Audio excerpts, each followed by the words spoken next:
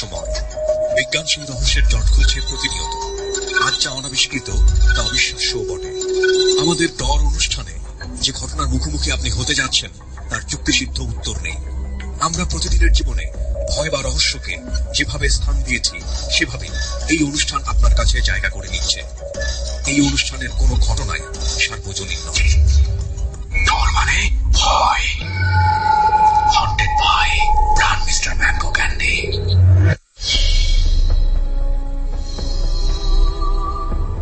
ডরের 121তম পর্বে আপনাদের সবাইকে স্বাগত। Haunted by Pran mister mango candy আরো একটি এপিসোড আমরা শুরু করছি আজকে, এবং এই এপিসোডটি ধারণ করা হয়েছে শ্যামলীর এক হন্টেড বাড়িতে। আজকের গেস্ট 3 জন, অনিক, সোলাইমান এবং সুমন মিয়া। এই অনুষ্ঠানটি ঠিক রাত 12টায় একটু অন্যদিকে মোড় নেবে, সেটা আপনারা নিশ্চয়ই জানেন, ট্যারট কার্ড রাউন্ড। তবে শুরুতেই ডরের আদি ফ্লেভার সুমন এবং লোবানের হন্টেড প্লেসে যাওয়া এবং সেখানে বসে 3 জন গেস্টের গল্প। প্রিয় শ্রোতা, খুব শীঘ্রই আপনাদের নিয়ে ঢাকার অদূরেই কোনো একটি বিশেষ হন্টেড জায়গায় আমাদের যাত্রা হবে, যে বিষয়টি আপনারা সরাসরি দেখতে পাবেন ভিডিওর মাধ্যমে। প্রথমে শুনে নিচ্ছি সুমন এবং লোবানের আজকের যে হন্টেড প্লেস শ্যামলীর সেই হন্টেড বাড়িতে যাওয়ার কিছুটা সাউন্ড বাইট, এবং তারপর আমরা ধীরে ধীরে গল্পে প্রবেশ করব।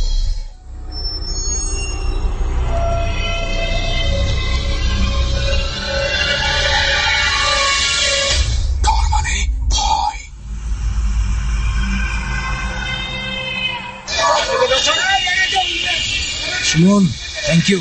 এবার আবার বেশ একটু কাছাকাছি দিয়ে যাচ্ছ। গতবার তো নিছিলাম মোটামুটি 4 ঘন্টার জার্নি বলে, তুমি আমার 8 ঘন্টা জার্নি করাবে। এবং বগুড়া থেকে আর কিছু হোক আর না হোক, লোবান সাথে করে হচ্ছে জ্বর ঠান্ডা এগুলো নিয়ে এসছে আর কি। এখনো সুস্থ হতে পারেনি। আর কিছু করার নাই আমার, সেই জন্য বাধ্য হয়ে এবার ঢাকার মধ্যেই আর কি। না, শুধু আমার জন্য কেন বলো, তুমি নিজেও তো এবার একটু আরাম করছো। না, আমি যে আরাম করছি বিষয়টা তা না, যেখানে হচ্ছে ভালো ঘটনা থাকে, যেখানে হন্টেড জিনিস থাকে, আমরা সেখানেই আরাম পাই, তাই না? এটাই হচ্ছে আসল কথা। তো এবার লোবান কিভাবে যেতে চাও সেটা বলো। মানে আমার তো কথা হয়েছে, গাড়ি আসবে তো। গাড়ি আসবে? হ্যাঁ, 2-4 মিনিট অপেক্ষা করো, একটু চাটা খাওয়াও, কিংবা ওই যে পাশে পিঠা কত কিছু আছে, কাপড়ের দোকান। যত কথাই হোক, মানে খাবারের কথা কিন্তু মুখ থেকে সরে না বান্দা, যত যাই হোক না কেন। একটা জার্নির আগে একটা ব্যাপার তো থাকে। হ্যাঁ, স্কুলের বাচ্চাদেরকে যেন স্কুলে পাঠানো। কেটে গেলে তুমি ঠিকই লোম, চলো কিছু খাই, আমি তো আগে বলে ফেললাম, তাই না? ওকে, ঠিক আছে, চলো। গাড়ি আসতে আসতে যতক্ষণ পেটে যতটুকু জায়গা আছে চলতে থাকো না, অল্প করে কিছু। চলো। কারওয়ান বাজার থেকে গাড়িতে করে কিছুক্ষণের মধ্যেই আমরা পৌঁছে যাই শ্যামলী এলাকায়।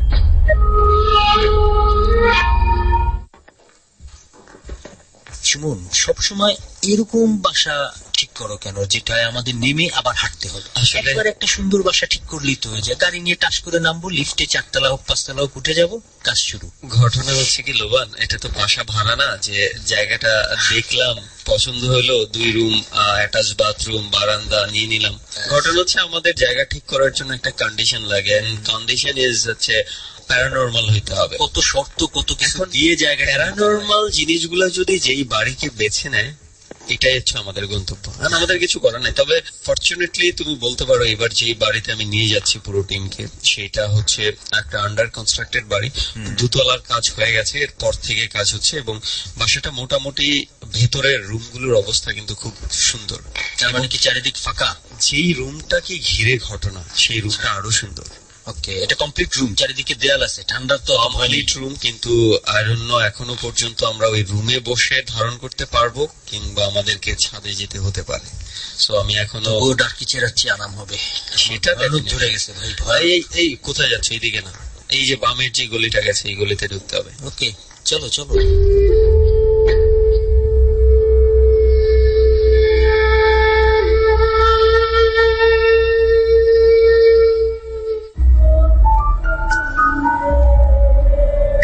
এই মুহূর্তে আমরা সেই বাড়িতে অবস্থান করছি, যে বাড়িতে আজকে ডর ধারণ করা হচ্ছে। আমরা একটু আশায় ছিলাম যে হয়তো যে রুমটাকে ঘিরে ঘটনা, ওই রুমটার মধ্যে আমরা ডর ধারণ করতে পারবো, কিন্তু আমি দুঃখিত যে আসলে শেষ পর্যন্ত আমরা সেটা ম্যানেজ করতে পারিনি। তাই ঠিক সেই রুম বরাবরই, যেটা আন্ডার কনস্ট্রাকশন রয়েছে, অর্থাৎ 3 তলায় আমরা চলে এসেছি। 2-একটা দেয়াল তৈরি হয়েছে, মানে এই দিক দিয়ে আমাদের বাতাসের সমস্যাটা হবে না, অর্থাৎ শীত থেকে একটু আমরা রক্ষা পাবো। এবার একটু বলি যে যেই রুমটাতে আমরা ধারণ করার কথা ছিল, এই রুমটাতে শেষ পর্যন্ত ধারণ করতে না পারার কারণ হচ্ছে ফ্যামিলি মেম্বার যারা রয়েছে এই বাসার, তাদের শেষ মুহূর্তে আসলে ভয় ঢুকে গেছে। আমরা চলে যাওয়ার পরে যদি সেই জিনিসগুলো ওদের সাথে উৎপাত শুরু করে দেয়, যেহেতু বাসায় বাচ্চাও রয়েছে। তো যাই হোক, আমরা এই বাড়িতে আজকে ডর ধারণ করছি। ঠিক আমরা যেই ছাদটাতে বসে আছি, এই ছাদের নিচেই হচ্ছে সেই রুম, যেই রুমকে ঘিরে বিভিন্ন ঘটনা ঘটে চলছে এখনো পর্যন্ত। তো যাই হোক, সেই ঘটনায় যাওয়ার আগে আমার যারা অতিথি রয়েছে, অর্থাৎ আমি আজকে সুমন আছে এবং আমার সাথে আরো কয়েকজন অতিথি আছে ডরের, আজকে যারা তাদের এক্সপিরিয়েন্স গুলো আমাদের সাথে শেয়ার করবে। তাদের কাছে যাওয়ার আগে আমি একটু ঝটপট বলে দিতে চাই, যারা যোগাযোগ করতে চান আমাদের সাথে, ডরের এরকম জার্নি গুলোতে এসে নিজেদের ঘটনাগুলো শেয়ার করতে চান, তাহলে কিন্তু আপনারা যোগাযোগ করতে পারেন। শুরুতে যে ফোন নাম্বারটি বলা হয় সেই ফোন নাম্বারে ফোন করতে পারেন। এবং তাছাড়া আপনি আমার ফেসবুক পেজ রয়েছে www.facebook.com/rjsuman, SUMN সুমন, তারপর একটা ডট চিহ্ন দেবেন, তারপর লিখবেন DOR, rjsuman.dor। এখানে এসে আপনি কানেক্টেড থাকতে পারেন আমার সাথে। সো এই মুহূর্তে যে অতিথি আছে, আপনার মুখ থেকে আপনার পরিচয়টা আমি শুনতে চাই। আমার নাম হচ্ছে অনিক কুমার আয়ান, আমি এসেছি পুরান ঢাকার লালবাগ থেকে। ওকে, সো অনিক ভাই, আমি জানি যে আপনার কয়েকটা ঘটনা আছে, তবে সেই ঘটনায় যাওয়ার আগে আমি বলতে চাই যে অনিক ভাইয়ের মতো আপনি যদি কোনো একটা হন্টেড প্লেসে বসে এক্সপেরিয়েন্স গুলো শেয়ার করতে চান, তাহলে প্লিজ যোগাযোগ করতে পারেন আমাদের সাথে। এই যে ঠিকানাটি হচ্ছে www.facebook.com/rjsuman, SUMAN সুমন, ডট চিহ্ন দিবেন, অর্থাৎ একটা ফুল স্টপ চিহ্ন দিবেন, তারপরে লিখবেন DOR, তারপরে আপনি যে পেজটি পেয়ে যাবেন সেটাই হচ্ছে আমার পেজ। আমরা কিছুদিন আগে ধারণ করেছিলাম বসুন্ধরা আবাসিক এলাকায় একটা বাড়িতে গিয়ে, লিসা হচ্ছে ওনার নাম ছিল। তো সেখানে একটা সোফার কথা বলা হয়েছিল, যেই সোফাতে উনি বিভিন্ন ধরনের জিনিস বসে থাকতে দেখতেন, যেখানে আমি নিচে বসেছিলাম। অনেকেই আমাকে বলছে যে সেই সোফার ছবিগুলো দেওয়ার জন্য। তো আমার পেজে আমি একটা সময় সেই সোফার ছবি আমি দিয়ে দিব। সো অনেক ভাই, আমরা এবার ঘটনায় চলে যেতে চাই সরাসরি। কোন ঘটনাটা ফার্স্টে শোনাবেন? আমি এট ফার্স্ট যে ঘটনাটা বলবো সেটা হচ্ছে আমার বাবার স্টোরি। অ্যাকচুয়ালি আমার বাবা হচ্ছেন ডিএমসি এর একজন স্টাফ, আমি স্টাফ। তো এই ঘটনাটা হচ্ছে আপনার 20 থেকে 22 বছর আগের কথা। একদিন আমাদের একটা প্রোগ্রাম ছিল বাসায়, তো সেই ফ্যামিলি প্রোগ্রামটা শেষ হওয়ার পরে আব্বু ডিসিশন নিয়েছিলেন যে আব্বু হসপিটালে যাবেন, বিকজ আব্বু ডিউটিতে ছিল না। তো আনফর্চুনেটলি আব্বু বাসা থেকে প্রোগ্রামটা শেষ করে আব্বু বের হলো 10টা সাড়ে 10টা। আচ্ছা, আব্বু মোটামুটি কলেজ ডিপার্টমেন্টে নিজের হাজিরা উঠিয়ে উনি যান একটা আঙ্কেলের কাছে।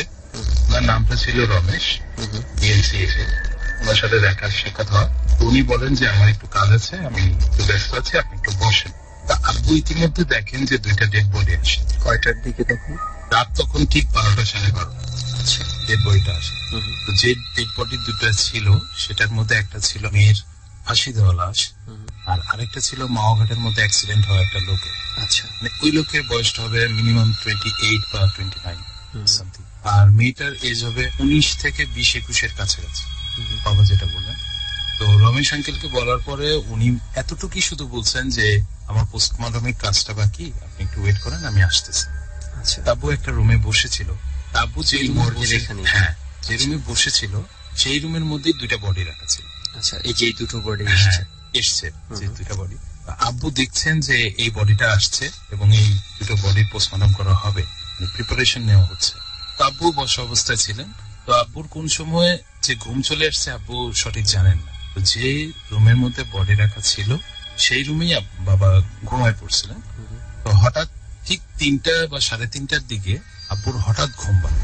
তো আমার বাবা যখন ঘুমিয়েছিলেন তখন এক্স্যাক্টলি উনি এটা ফিল করলেন যে ওনার গলা হঠাৎ করে কেউ চেপে ধরা হয়েছে এবং উনি শ্বাস নিতে পারতেছিলেন না। ওনার এত বেশি প্রবলেম হচ্ছিল যে উনি আর না পেরে ওনার চোখটা খুলেন, ঘুম ভেঙে যায়। হ্যাঁ, ঘুম ভেঙে যায়। তো ঘুমটা ভাঙ্গার পরেই উনি এটা ফিল করেন যে কিছুক্ষণ আগে যে বডিটাকে উনি ওনার কাছে দেখেছিলেন, সেই বডিটার মধ্যে যে মেয়েটা আর কি ফাঁসি দিয়ে মারা গিয়েছিল, সেই মেয়েটাই তার হাতের কবজিটা আর কি বাবার গলাটা ধরে বসছে। এবং এমন ভাবে শক্ত করে ধরছেন যে বাবা মুভমেন্ট করতে পারছিলেন না। তখন বাবা অনেক বেশি চেষ্টা করতেছিলেন যে কিভাবে সেটা ছোটানো যায়, মুক্তি পাওয়া যায়। হঠাৎ করে ওনার কানে একটা শব্দ আসে, সেটা হচ্ছে আজানের শব্দ পাওয়ার সাথে সাথে তিনি এটি ফিল করেন যে হাতটা ওনার গলার কাছাকাছি অবস্থা ছিল সেটা একটু লুজ হয়ে গেছে। আর ওনার পাশে যে আর একটা বডি ছিল সেটা ওনার কাছে ঘুরে এমন ভাবে তাকিয়েছিল যে বাবু ওটা দেখার পরে খুব বেশি আর কি ভয়ভীত হয়ে ফেলে। তখন ওনার থেকে আর কি দূর হওয়ার জন্য উনি সেই বডিটাকে একটু আলাদা জোরে ধাক্কাটা দেয়। ধাক্কা দেওয়ার ফলে উনি উঠে সরাসরি সেই রুম থেকে বের হয়ে চলে যান এবং দৌড়াতে দৌড়াতে মেডিকেল কলেজের সামনে গিয়ে পৌঁছান। সেই মুহূর্তে সেখানকার সিকিউরিটি গার্ড অবস্থান ছিলেন এবং সেই সিকিউরিটি গার্ড আব্বুকে জিজ্ঞেস করেন যে আঙ্কেল কি হয়েছে, কারণ সিকিউরিটি গার্ড তো বাবাকে চিনতেন। তখন বাবা আর কি এই বিষয়টা ওনার সাথে ডিসকাস করতে চাননি। তো বাবা বলেন যে না, এমন কোনো ম্যাটার নাই, সমস্যা নেই। তখন বাবা নিজের ডিপার্টমেন্টে যান। আর ঠিক তার 1 থেকে 2 দিন পর, মানে এই ঘটনাটা হওয়ার পরে আমার বাবা ভীষণ পরিমাণ অসুস্থ হয়ে পড়ে। আচ্ছা, আমাকে একটা কথা বলেন তো, যে রমেশ আঙ্কেলের কথা আপনি বলছেন যে উনি তখন পোস্টমর্টম করার কথা ছিল এবং উনি আপনার বাবাকে বসতে বলেছিল, তো রমেশ আঙ্কেল কোথায় ছিল? রমেশ আঙ্কেল ক্ষেত্রের কথাটা আসলে আমি আপনাদের সাথে বলতে ভুলে গেছি, এটা আমার জাস্ট একটু মিস্টেক হয়েছে। আমার বাবা যে রমেশ আঙ্কেলের সাথে কথা বলার জন্য সেখানে স্ট্যান্ড বাই ছিলেন, আসলে তার পরের দিন সকালে গিয়ে জানা হয় সেই রমেশ আঙ্কেল সেদিন ডিউটিতেই ছিল। এক্স্যাক্টলি আব্বু যার সাথে কথা বলছেন সেটা রমেশ আঙ্কেল আব্বু ফিল করছেন, আব্বু দেখছেন। ওটা উনি ছিল না। উনি ওর পরের দিন সকালে আসছেন, আইসা দেখেন যে 2টা বডি সেই জায়গায় সেই স্পটেই রাখা ছিল, সেটা কিছু হয়নি এবং উনি আসার পরে সেটা পোস্টমর্টম। তার মানে যে প্রফেশন আমি বুঝলাম যতটুকু, আপনার বাবার প্রায় মর্গে যাতায়াত আছে। হ্যাঁ, অবশ্যই। সো উনার জন্য ওই মর্গের পরিবেশটা, সিচুয়েশনটা নতুন কিছু না। হয়তো একটা সাধারণ মানুষ যদি যায় মর্গে হয়তো এমনিতেই ভয় পেয়ে যাবে। উনি যেহেতু নিয়মিত আসা যাওয়ার মধ্যে আছে এবং উনি ইউজ টু এটার সাথে, তো উনার এমনিতে মানসিক ভাবে ভয় পাওয়ার কথা না আমার মনে হয়, যতটুকু আমি বুঝতে পারছি। তারপরেও ওনার সাথে যে ঘটনাটা ঘটেছে, সো এই ক্ষেত্রে আমি বলতে পারি যে কিছুটা হলেও অদ্ভুত। যদি একটা সম্পূর্ণ নতুন মানুষ ওখানে বসে থাকতো, আমি টোটালি ধরে নিতাম যে সে মর্গে আছে বলে মনের ভয় থেকে এই জিনিসটা হয়েছে। কিন্তু যে মানুষ নিয়মিত যাতায়াত করছে মর্গে, তার কাছে আর তখন এটা কোনো নতুন কিছু না, নর্মাল স্বাভাবিক ঘটনা। কিন্তু যারা মর্গে কখনো যায়নি তাদের জন্য এটা অনেক ডিফারেন্ট একটা ঘটনা। তো যে প্রতিদিন এই জিনিসটা করে, তার মনের ভুলে বা মনের ভয়ে এই ধরনের ঘটনা ঘটার কোনো যৌক্তিকতা আমি দেখি না। আমি জানি না আসলে আদৌ কি হয়েছিল। তো এরপরে আপনার বাবা অসুস্থ ছিল কিছুদিন? এরপরে বাবা 1 সপ্তাহ অসুস্থ ছিল এবং বাসায় যখন সবাই জিজ্ঞেস করছেন ওনাকে, তখন উনি আমাদেরকে স্টোরিটা খুলে বলেন। এবং তারপরে এমনও হয়েছে বাবা 1 থেকে 2 মাস মর্গের আশেপাশেও যায়।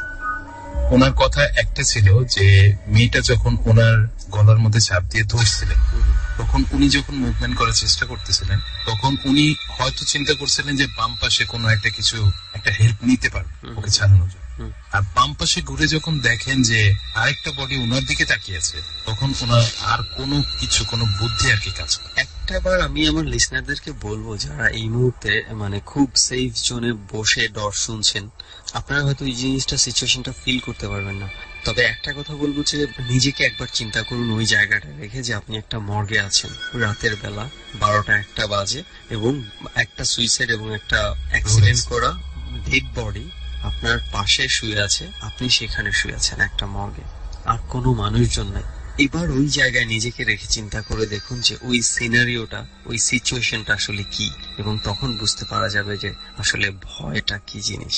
আসলে আমরা এইভাবে সেফ জোনে বসে আমরা অনেক সময় এই ভয়গুলো ফিল করতে পারি।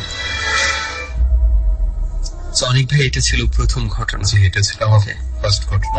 আমি যতটুকু জানি যে আপনার আরো একটা ঘটনা ঘটেছে পুরনো ঢাকায়, কোনো একটা কবরস্থান বা কোনো একটা ট্রাক স্ট্যান্ডের। জি জি, ওটা কি ছিল? আমি একটু ওই ঘটনাটা শুনতে চাই। আমার সেকেন্ড যে স্টোরি, সেটা হচ্ছে রিসেন্টলি 4 থেকে 5 বছর হবে, আমার একটা কাজিনের বিয়ের অনুষ্ঠানে আমি গিয়েছিলাম। তো বিয়ের অনুষ্ঠান আপনার হচ্ছে মোটামুটি গায়ে হলুদের অনুষ্ঠান হচ্ছে। গায়ে হলুদের অনুষ্ঠান শেষ হতে হতে মিনিমাম আপনার 1টা থেকে 2টা।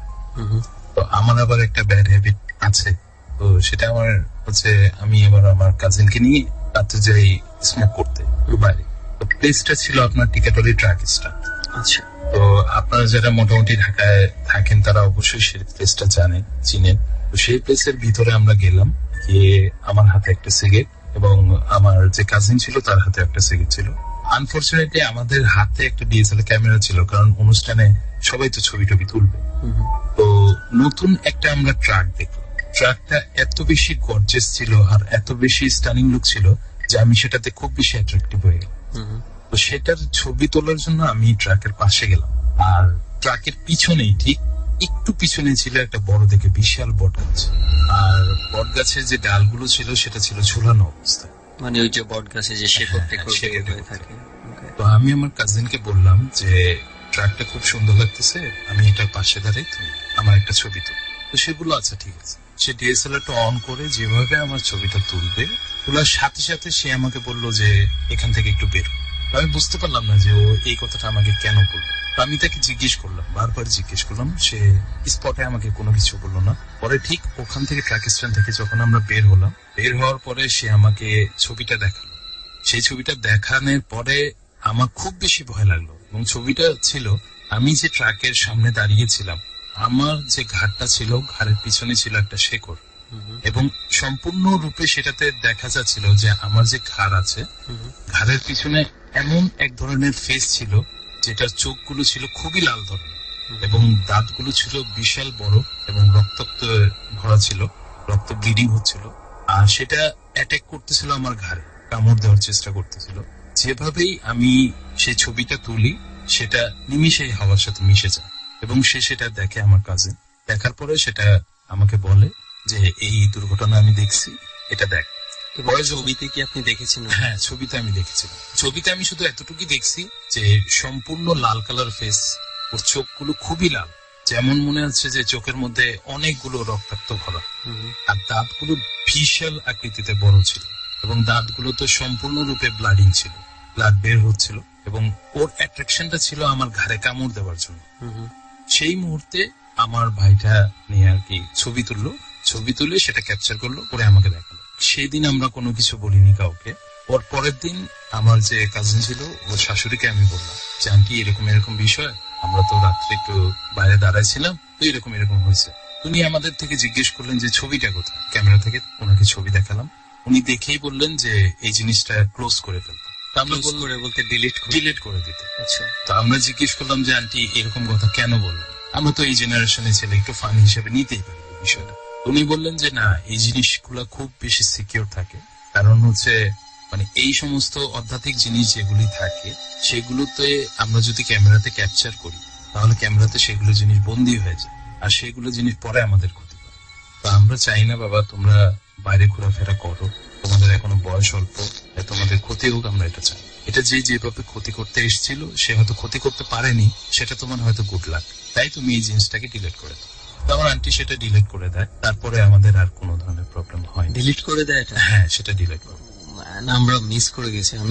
আমি শুধু অপেক্ষায় ছিলাম যে এই ছবিটা কি আছে কিনা, আমি ছবিটা দেখতে চেয়েছিলাম। সেটা এক্স্যাক্টলি আমি রাখতে চেয়েছিলাম, অনেক বেশি রিকোয়েস্ট করছিলাম, বাট মুরব্বীরা তো বোঝেন। আসলে সেটাই, ওই সিচুয়েশনের অনেক সময় অনেক কিছু মানুষ মেনে নিতে বাধ্য হয় সিচুয়েশনের জন্য। একটা ঘটনা আমি একটু বলি, আমি পুরো ঘটনাটা শেয়ার করব না। এর আগে যখন লিসা আপুদের বাসায়, বসুন্ধরার সেই বাসাতে আমরা যখন ডর রেকর্ড করছিলাম, ঠিক আমরা যেখানটাতে বসে ডর রেকর্ড করছিলাম ঠিক আমার বাম পাশে ছিল, এবং লিসা আপুর হচ্ছে একদম বরাবর ডাইনিং টেবিলের উপরে একটা ছবি লাগানো ছিল, একজন বয়স্ক ভদ্রলোকের ছবি লাগানো ছিল, এবং ওই ছবিটা নিয়ে কিছু একটা ঘটনা আছে। এবং ছবিটা এমন হয়েছে যে এই ছবিটার পরিচয়টা শেষ পর্যন্ত আমরা সেই ঘটনাটা আমরা ধারণ করিনি বা আমরা অনিয়ারে প্রচার করতে চাইনি। যেই ভদ্রলোকের ছবি লাগানো ছিল সেই ভদ্রলোকের পরিচয়টা আসলে যদি আমরা প্রকাশ করি অনেকেই হয়তো তার জেনারেশনটা চিনে যাবে। তো সেই জন্য আমরা সেই কাহিনীটা বা লিসা আপু আমাদেরকে অনুমতি দেয়নি রেকর্ড করার জন্য এবং ছবি তোলার জন্য। তো যাই হোক, সেই জন্য আমি জাস্ট বললাম আর কি, আপনি যে ছবির কথা বললেন, ছবিতে আসলে অনেক সময় অনেক কিছু ক্যাপচার হয়ে যায়। আমরা কোনো কিছুকে যদি ক্যাপচার করি এবং এটাকে কি ওটার মধ্যে বন্দি অবস্থায় থেকে যায় কিনা, so I don't have any idea about that, but ছবিটা যদি থাকতো আমরা একবার একটু দেখতে পারতাম, কারণ এর আগে আমরা একটা ছবি পেয়েছিলাম, লি নামে একজন এসেছিল, ছোট্ট একটা বাচ্চা এবং তার মাকে নিয়ে এসেছিল, এবং তাদের কাছে একটা ছবি ছিল যেই ছবিটা ডট টিমের সাথে শেয়ার করেছিল। সেই ছবিটা আমি দেখেছি, তো সেই ছবিটা ফেসবুকে আমরা শেয়ার করিনি কখনো। তো ছবিতে আসলে অনেক সময় অনেক ধরনের কিছু ঘটনা ঘটে যায়। সো অনিক ভাই, এই ছিল হচ্ছে আপনার এক্সপিরিয়েন্স গুলো। সো অনেক অনেক থ্যাঙ্কস অনিক ভাই, আপনি এই জার্নিতে এসে আপনার ঘটনাগুলো শেয়ার করেছেন। আশা করি ভবিষ্যতেও যদি কোনো ধরনের ঘটনা ঘটে বা ডরে যারা আসে, তারা যেহেতু পুরো ডর পরিবারের একটা অংশ, আপনার আশেপাশে যদি কোথাও এই ধরনের প্যারানরমাল ঘটনা ঘটে গিয়ে থাকে, প্লিজ আমরা বলবো যে আমাদের সাথে যোগাযোগ করুন। আমরা প্রত্যেকটা ঘটনা আমরা সবার সাথে শেয়ার করতে চাই, সবার সামনে তুলে ধরতে চাই। সো অনিক ভাই, থ্যাঙ্কস আরো একবার আপনাকে। থ্যাংক ইউ সো মাচ, সবাই ভালো থাকবেন। আসসালামু আলাইকুম। ডর মানে ভয়, haunted by Pran mister mango candy. 4 মিনিটের ছোট্ট একটা বিরতি নিতে হবে আমাদের এই পর্যায়ে। আপনারা শুনছেন ডরের 121তম পর্ব, haunted by Pran mister mango candy. প্রিয় শ্রোতা, খুব শীঘ্রই আপনাদের জন্য একটা বিশেষ সারপ্রাইজ নিয়ে আমরা আসছি ডরে, এবং সেটি আপনারা সরাসরি দেখতে পাবেন আমাদের ফেসবুকের মাধ্যমে। অপেক্ষায় থাকুন, 4 মিনিট পর আমি আবারও ফিরছি। আশা করছি আমাদের ছেড়ে কোথাও যাবেন না।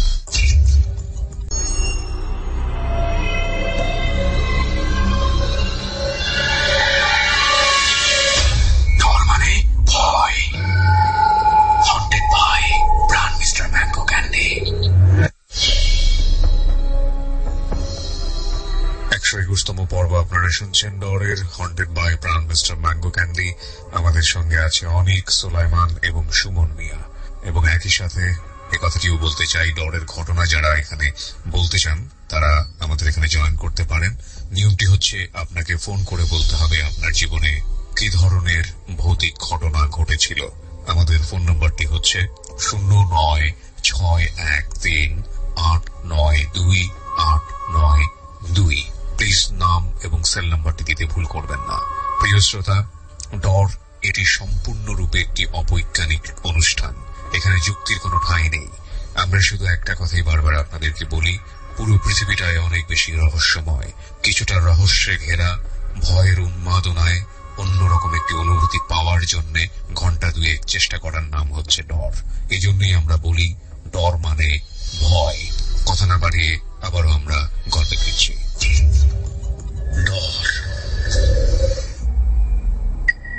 ডরে এই মুহূর্তে যে অতিথি আছে, আমি তার কাছে যেতে চাই, এবং তার কাছে যাওয়ার আগে আমি আরো একবার একটু বলতে চাই, যদি আপনি ডরের জার্নিতে অংশগ্রহণ করতে চান, নিজের এক্সপিরিয়েন্স গুলোকে সবার সাথে শেয়ার করতে চান, সেই জিনিসগুলোর জন্যই হচ্ছে ডরের জার্নি, যেখানে আমরা হন্টেড প্লেসে যাচ্ছি, বিভিন্ন ঘটনা শুনছি এবং হন্টেড প্লেসের ঘটনাগুলোকে সবার সামনে ডিসক্লোজ করছি।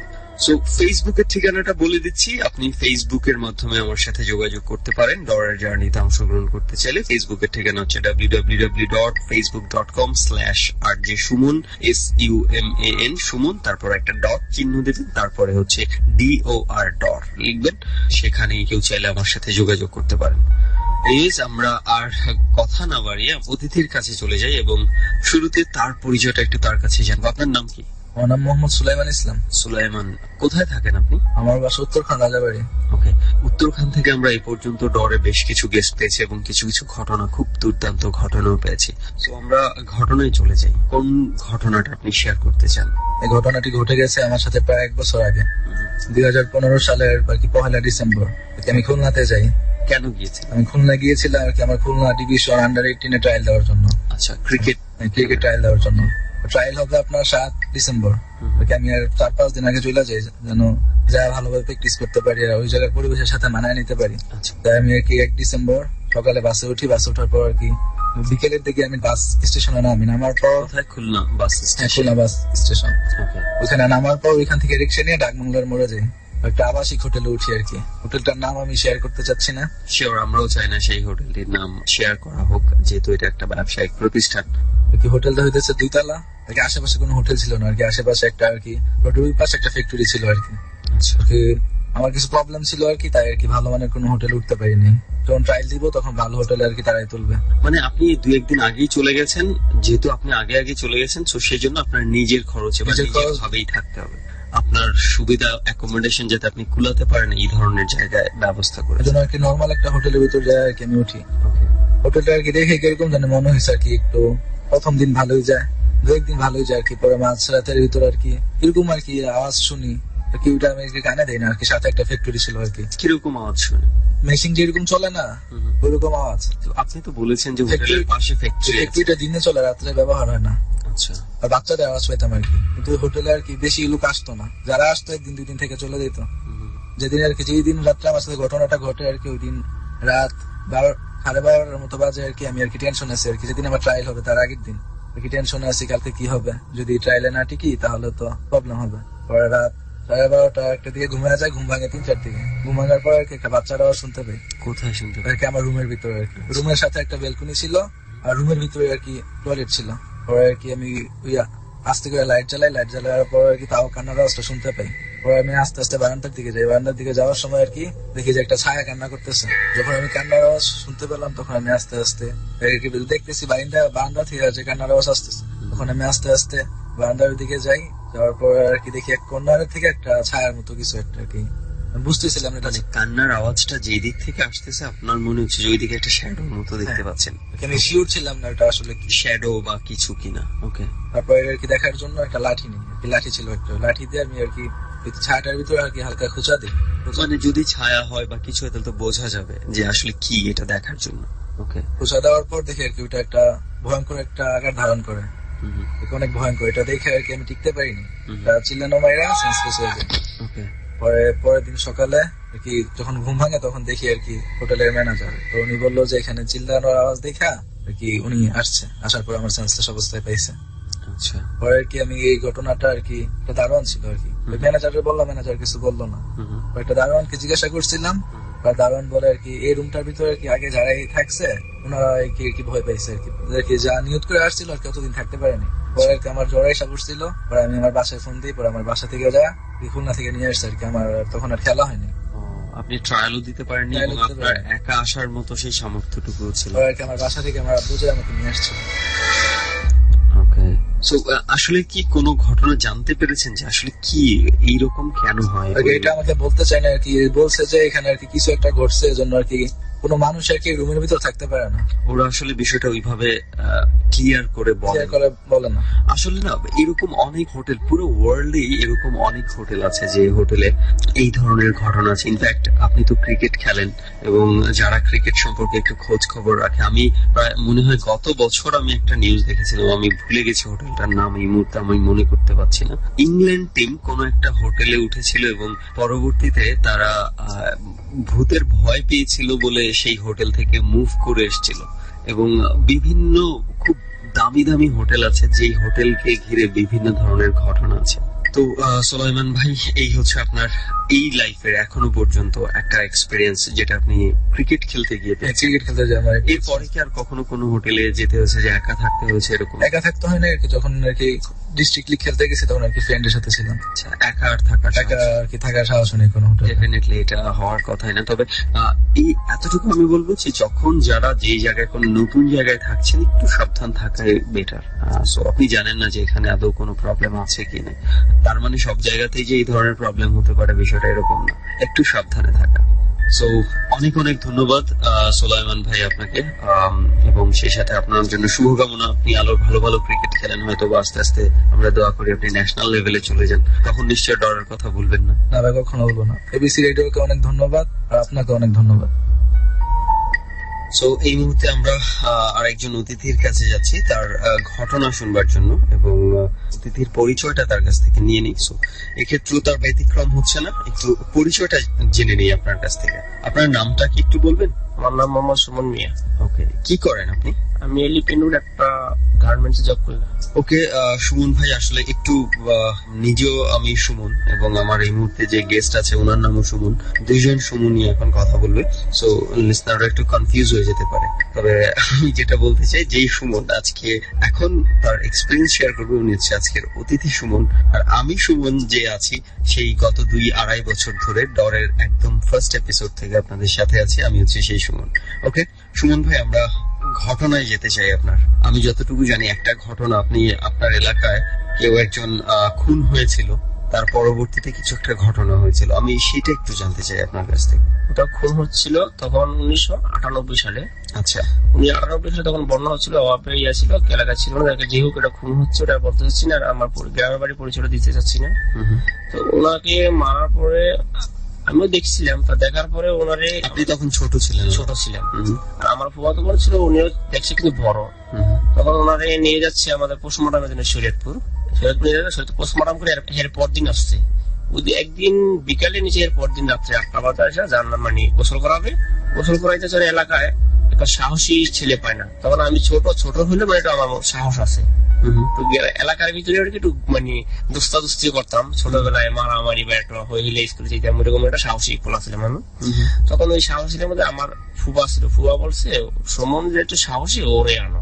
ওরা আমার নিচে, আর গ্রামে মাঠারিয়া তো পোস্টমর্টম করছে, মানে লাশ কাটা মশারি টানায়া গোসল করা হয়েছে কলপারে, যাতে দূরের থেকে কেউ যদি ফলো না করতে পারে।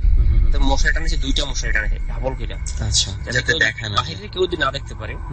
তার অনেক কিছু কেটে রেখে দিছে, বা তার লিঙ্গুর স্তন ইয়ে করা হয়েছে অনেক জায়গা, ওগুলো আমি অনেক দেখছি। ওটা বিভৎস ভাবে দেখা হয়েছে। কিন্তু আমি তারপর আমার মনে ভয় ছিল, দেখা কাঁটা ছিল দেখে আমি ভয় পেয়ে গেছি, কিন্তু তারপর আমি ওইসব আর্লি কিছু দেখিনি, কাঁটা ছিলা দেখে ভয় পাই, তারপর আমি কিছু দেখি নাই, মানে কখনো আমি ভূত কিছু এগুলা দেখি না। কিন্তু বিশ্বাস করি আগে থেকে, কারণ আমার আব্বা এগুলো অনেক জনের ছাড়াইছে, ভূত ছাড়াইতো। তখন আমি একদম তারা নাম ছিল না, আমার এলাকার প্রতিবেশী, উনিও পাশে, উনি ভয় পায়, তারপর বাট উনি দেখার জন্য দেখবো কাঁটা ছিলা জিনিস কখনো দেখে নয়, গ্রামের ছেলে পেলে ডাকাসর হয় ডানে, কিন্তু কখনো দেখেনি, জন্য আগ্রহ করে আসছে। আইসা উনি দেখছে, দেখে একটু ভয় লাগছে, তারপর কাগজে প্রকাশ করে নেয়। পরে একদিন পর, তখন আসরের পর টাইমে উনি দেখেন ওনার ছবি দেরা মানে একটা ছায়া সজ্জা ওনার সামনে দাঁড়াইছে। কার ছবি ধরে? মানে যে খুন হয়েছে ওনার ছবি দেরা, যেমন কিছু ভিডিও করে রেখে দিলে যেরকম হয় ওইরকমই লাগে না, ওনার অতীত গুলো আইসা এরকম কথা বলতেছে। তখন উনি ভাবছে আমি হয়তো চোখে কিছু ভুল দেখে, পরে উনি গেছে গা, উনি কোনো কেয়ার করেন, পাত্তা দেয়নি। পরে গেছে যাওয়ার পরে রাত্রে তখন এশার নামাজের পর পর্দা উনি আবার, আমাদের একটা কথা হচ্ছে 2টা পুষ্কুমির পাশে ভাঙ্গা, বর্ষাকালে ভাঙ্গা যায়, আর হুদিনে এলে মাটি দিলে আবার ঠিকঠাক হয়ে যায়। তখন ওরা ঠিক করছে ওই রাস্তাটা দিয়ে 2টা পুষ্কুমি যাইতেছে, পুষ্কুমি পার দিয়া, ওখানে আবার একটা বড় একটা সাপ থাকে। তখন একটু কেয়ারফুল, ওখানে যে কোনো লোকে যায় একটু কেয়ারফুল ভাবে যায়, অনেক বিশাল বড় সাপ। একদিন আমিও দেখছি অনেক বড় সাপ, তাই ওই জায়গাটা আমি কখনো যাই না, তাই আমি রাস্তা ঘুরে যাই, গ্রাম দিয়ে যাই না, অনেক সাপ। সাপের ব্যবহার নিয়ে আবার সাপ লাইট আছে, লাইট নিয়ে যাইতেছে, সাপের ভয় উনি ওইটা ভয় করে নেয়, ওই যে মাথা রয়েছে এই লোকটার ভয় করে নেয়, সাপের ভয় লাইট মেরে যাইতেছে। চাইতে যেভাবে যে আমাদের শরীয়তপুর থেকে ওনারে পোস্টমর্টম করে লাশটা আনা হচ্ছে, যে ওলগা দিয়ে পেঁচায়া, কাপড় না ওলগা দিয়ে পেঁচাটা যে আনা হয়েছে, ওইভাবে একটা কিছু পরে রয়েছে। কিন্তু ও ভাবছে মনে হয় ওলগাটা লাশটা ওলগাটা ফালায় রাখছে, হয়তো কুকুর টাইনা নিয়ে আসছে, আমাদের গ্রামের কুত্তা বলে, কুকুর টাইনা নিয়ে আসছে। হঠাৎ এমনি ওলগা খুলে মরে খুলতে থাকে, আর আস্তে আস্তে ওনার ছবি, ওনার মতো ছবি বাইশে উঠতে ছবির ভিতরে শুয়ে রয়েছে, এই কাটা ছিঁড়ে এইভাবে। উনি দেখে চিৎকার দিয়ে পড়ে গেছে, উনি ভয় পেয়ে গেছে ওনারে। ওনারা তো আমরা মাটি দিলাম, জানাজা দিলাম, উনি মারা গেছে, উনি একই পারবে। পরে উনি চিৎকার করে পড়ে যাওয়ার পরে ওনার এত অবস্থা খারাপ, ওনারে ওই বাতাস আইসা পড়ছে, ওই কবিরাজ ডাক দিছে, ফকির কবিরাজ আনার পরে যার ফুট দিছে, সুস্থ বলছে, কবিরাজ বলছে ও এইতে কাম হবে না, ওর সাথে আইসা পড়ছে, ও ছাড়বে না। ওরা আসার পরে একদিন সময় নিয়ে আমাদের এই এক আত্মীয় আছে, উনিও যার ফুট জানে। আমার আব্বা তখন বাড়ি ছিল না, আমার আব্বা এলাকায় করে, আমার আব্বা বাড়ি ছিল না, আমার আব্বা শরীয়তপুরে ছিল কিন্তু একটু দূরে ছিল, যে মাঠারের ভয়, এলাকায় অনেক লোকজন থাকতে পারে না, অনেকজন লুকে আসছিল, অনেক শুধু মহিলারা ছাড়া কেউ বাড়িতে এলাকায় ছিল না। তারপর ও এমনি বিতু, আমার এমনি ভয় পায় গেছে। পরে কবিরাজ আনছে, কবিরাজ আমার ছাড় বলছে এই মরে পায়া গেছে, পরে নিয়ে যাবো, ছাড়বো না, ওর সাথে নিয়ে যাবো। আর ওই লোক এইভাবে মাতলামি করে, আমি ওর নাম না নিব, বলছি আমি ওনার সাথে কবরে যাবো, আমি থাকুম না এখানে, আমার কবরে যাবে। সে বলতেছে আছে, হ্যাঁ তারা, আমি থাকবো না, আমিও যাবো। যে লোকটাকে কবর দেওয়া হয়েছে সেই কবরে চলে যাবে, সেই কবরে যাবো, আমি থাকবো না, আমি ওই কবরে যাবো। ও দিনে পাগলামি করে 5-6 সাজে ধরে রাখতে পারে না, ওই কবরে ভাষায় পড়ে, যেই খুন হওয়া মানুষটাকে যেখানে কবর দেওয়া হয়েছিল ওর কবরে, ওই কবরে যাবো, অন্য কবর ওই কবরে যাবো। পরে ওই কবরে যাইবো, পরে ওই কবিরা ছাড়তে পারে না, ওই কবিরাজরা রাত্রিতে ফালাই দিছে। পরে আরেকজন কবিরাজ আনছে বড়, পরে আনার পরে উনি বলছে ওরা তো অনেক পাইছে, পরে এলাকা ওর ছাড়া যাবে না। পরে ও বলতো তুমি কি চাও? কয় আমি কিছু চাই না, আমি এলাকায় আইছি দক্ষিণ থেকে, বাটির দেশ থেকে। আচ্ছা, ওই যে মারা গেছে না, ওরে মারে না, আমি মাইরা ফালাইছি, ওরা খায়া ফেলাইছি, ওরা আমি খায়া ফেলাইছি। ওরে একজনের ছবি ধরে আর মারানো হয়ে ফাঁসানো হয়েছে, একজনের ছবি ধরে ওটা ফাঁসানো হচ্ছে। আমি খেয়ে পরে ইয়া করবো, ওরা নিয়ে যাবো, ওরা নিচে ওরা নিয়ে যাবো, ওর 7 জন খাওয়া যাবো ওই গ্রাম থেকে। 2 জন খাওয়াছে, একটা বাচ্চা পানি ধাক্কা ফেলাইছে, বলতেছে বাচ্চা ধাক্কা আমি খেয়ে ফেলছে। আরমান নাম ওরে। মানে আসলে কি এই ঘটনাগুলো ঘটে গেছে আগে? ঘটনা আগে 2টা ঘটনা। একটা আরমান বাচ্চারে ওর 5-6 দিন আগে পুষ্কুমিতে ফলায় মারা ফেলেছে। আচ্ছা, ও বলতেছে যে এগুলো আমি 2 জন খাইছি, নান্নুর ওই যে মারা হয়েছে এরা নিয়ে, এনে আমি 2 জন খাইছি আর ওরা নিমো 3 জন, মোট 7 জন খাওয়া যাবে গ্রাম থেকে। পরে কয় না খাওয়ান তো যাবে না, আর কেউ দেওয়া যাবে না, আর ওরা রেখে দিতে হবে। পরে অনেক মাপ টাপ চাইছে, হুজুর মাফ করে দেন। পরে হুজুর বলতে হয় হুজুর মাফ করে দেন, আমার ও ভুল করছে, কয় ভুল করছে ওখানে।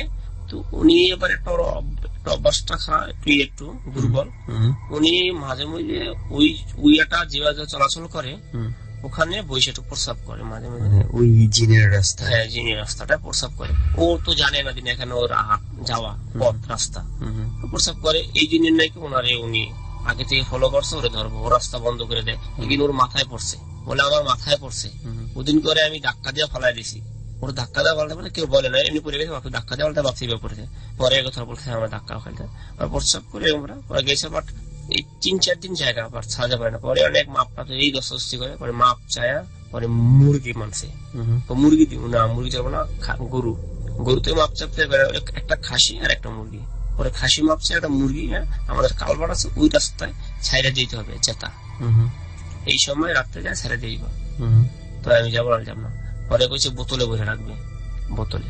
তবে এর ভিতরে আমার আব্বা আসছে, কইছে না বোতলে বলা যাবে না, বোতলে বললে এলাকার ক্ষতি করে ফেলাইবো বা ওর ফ্যামিলি ক্ষতি করে ফেলাইবো, ছুটতে পারবো। বাবা বলছে আমি ছুটতে পারি কখনো, ওর ফ্যামিলি কেউ রাখবো না, এলাকার কেউ রাখবো না। আবার আব্বা বলছে বোতলে ভরার দরকার নাই, ওরে এইভাবে জুতা কামড় দিয়া তারপরে মানে সে সুস্থ হয়ে গেছে, যাকে ধরছে। হ্যাঁ, ও এখন পুরো সুস্থ। ওকে, আছে সুমন ভাই, আরো বেশ কিছু ঘটনা আছে, কিন্তু আজকে যেহেতু আমাদের হাতে সময় কম, তো সেই জন্য আমরা আসলে সুমন ভাইয়ের আর ঘটনা শুনতে পারছি না। কিন্তু সুমন ভাই আমাদেরকে কথা দিয়েছে আমাদের অন্য কোনো একটা জার্নিতে আবারও উনি যোগ দিবে, এবং উনি ওনার যে আরো এক্সপেরিয়েন্স হয়েছে সেগুলো একসময় আমাদের সাথে শেয়ার করবে। ঠিক বলেছি সুমন ভাই, আমরা পরবর্তীতে আরো একবার পাবো আপনাকে নিশ্চয়ই। ওকে, অনেক অনেক ধন্যবাদ সুমন ভাই আপনাকে আমাদের জার্নিতে এসে সময় দেওয়ার জন্য এবং আপনার ঘটনাগুলো শেয়ার করার জন্য।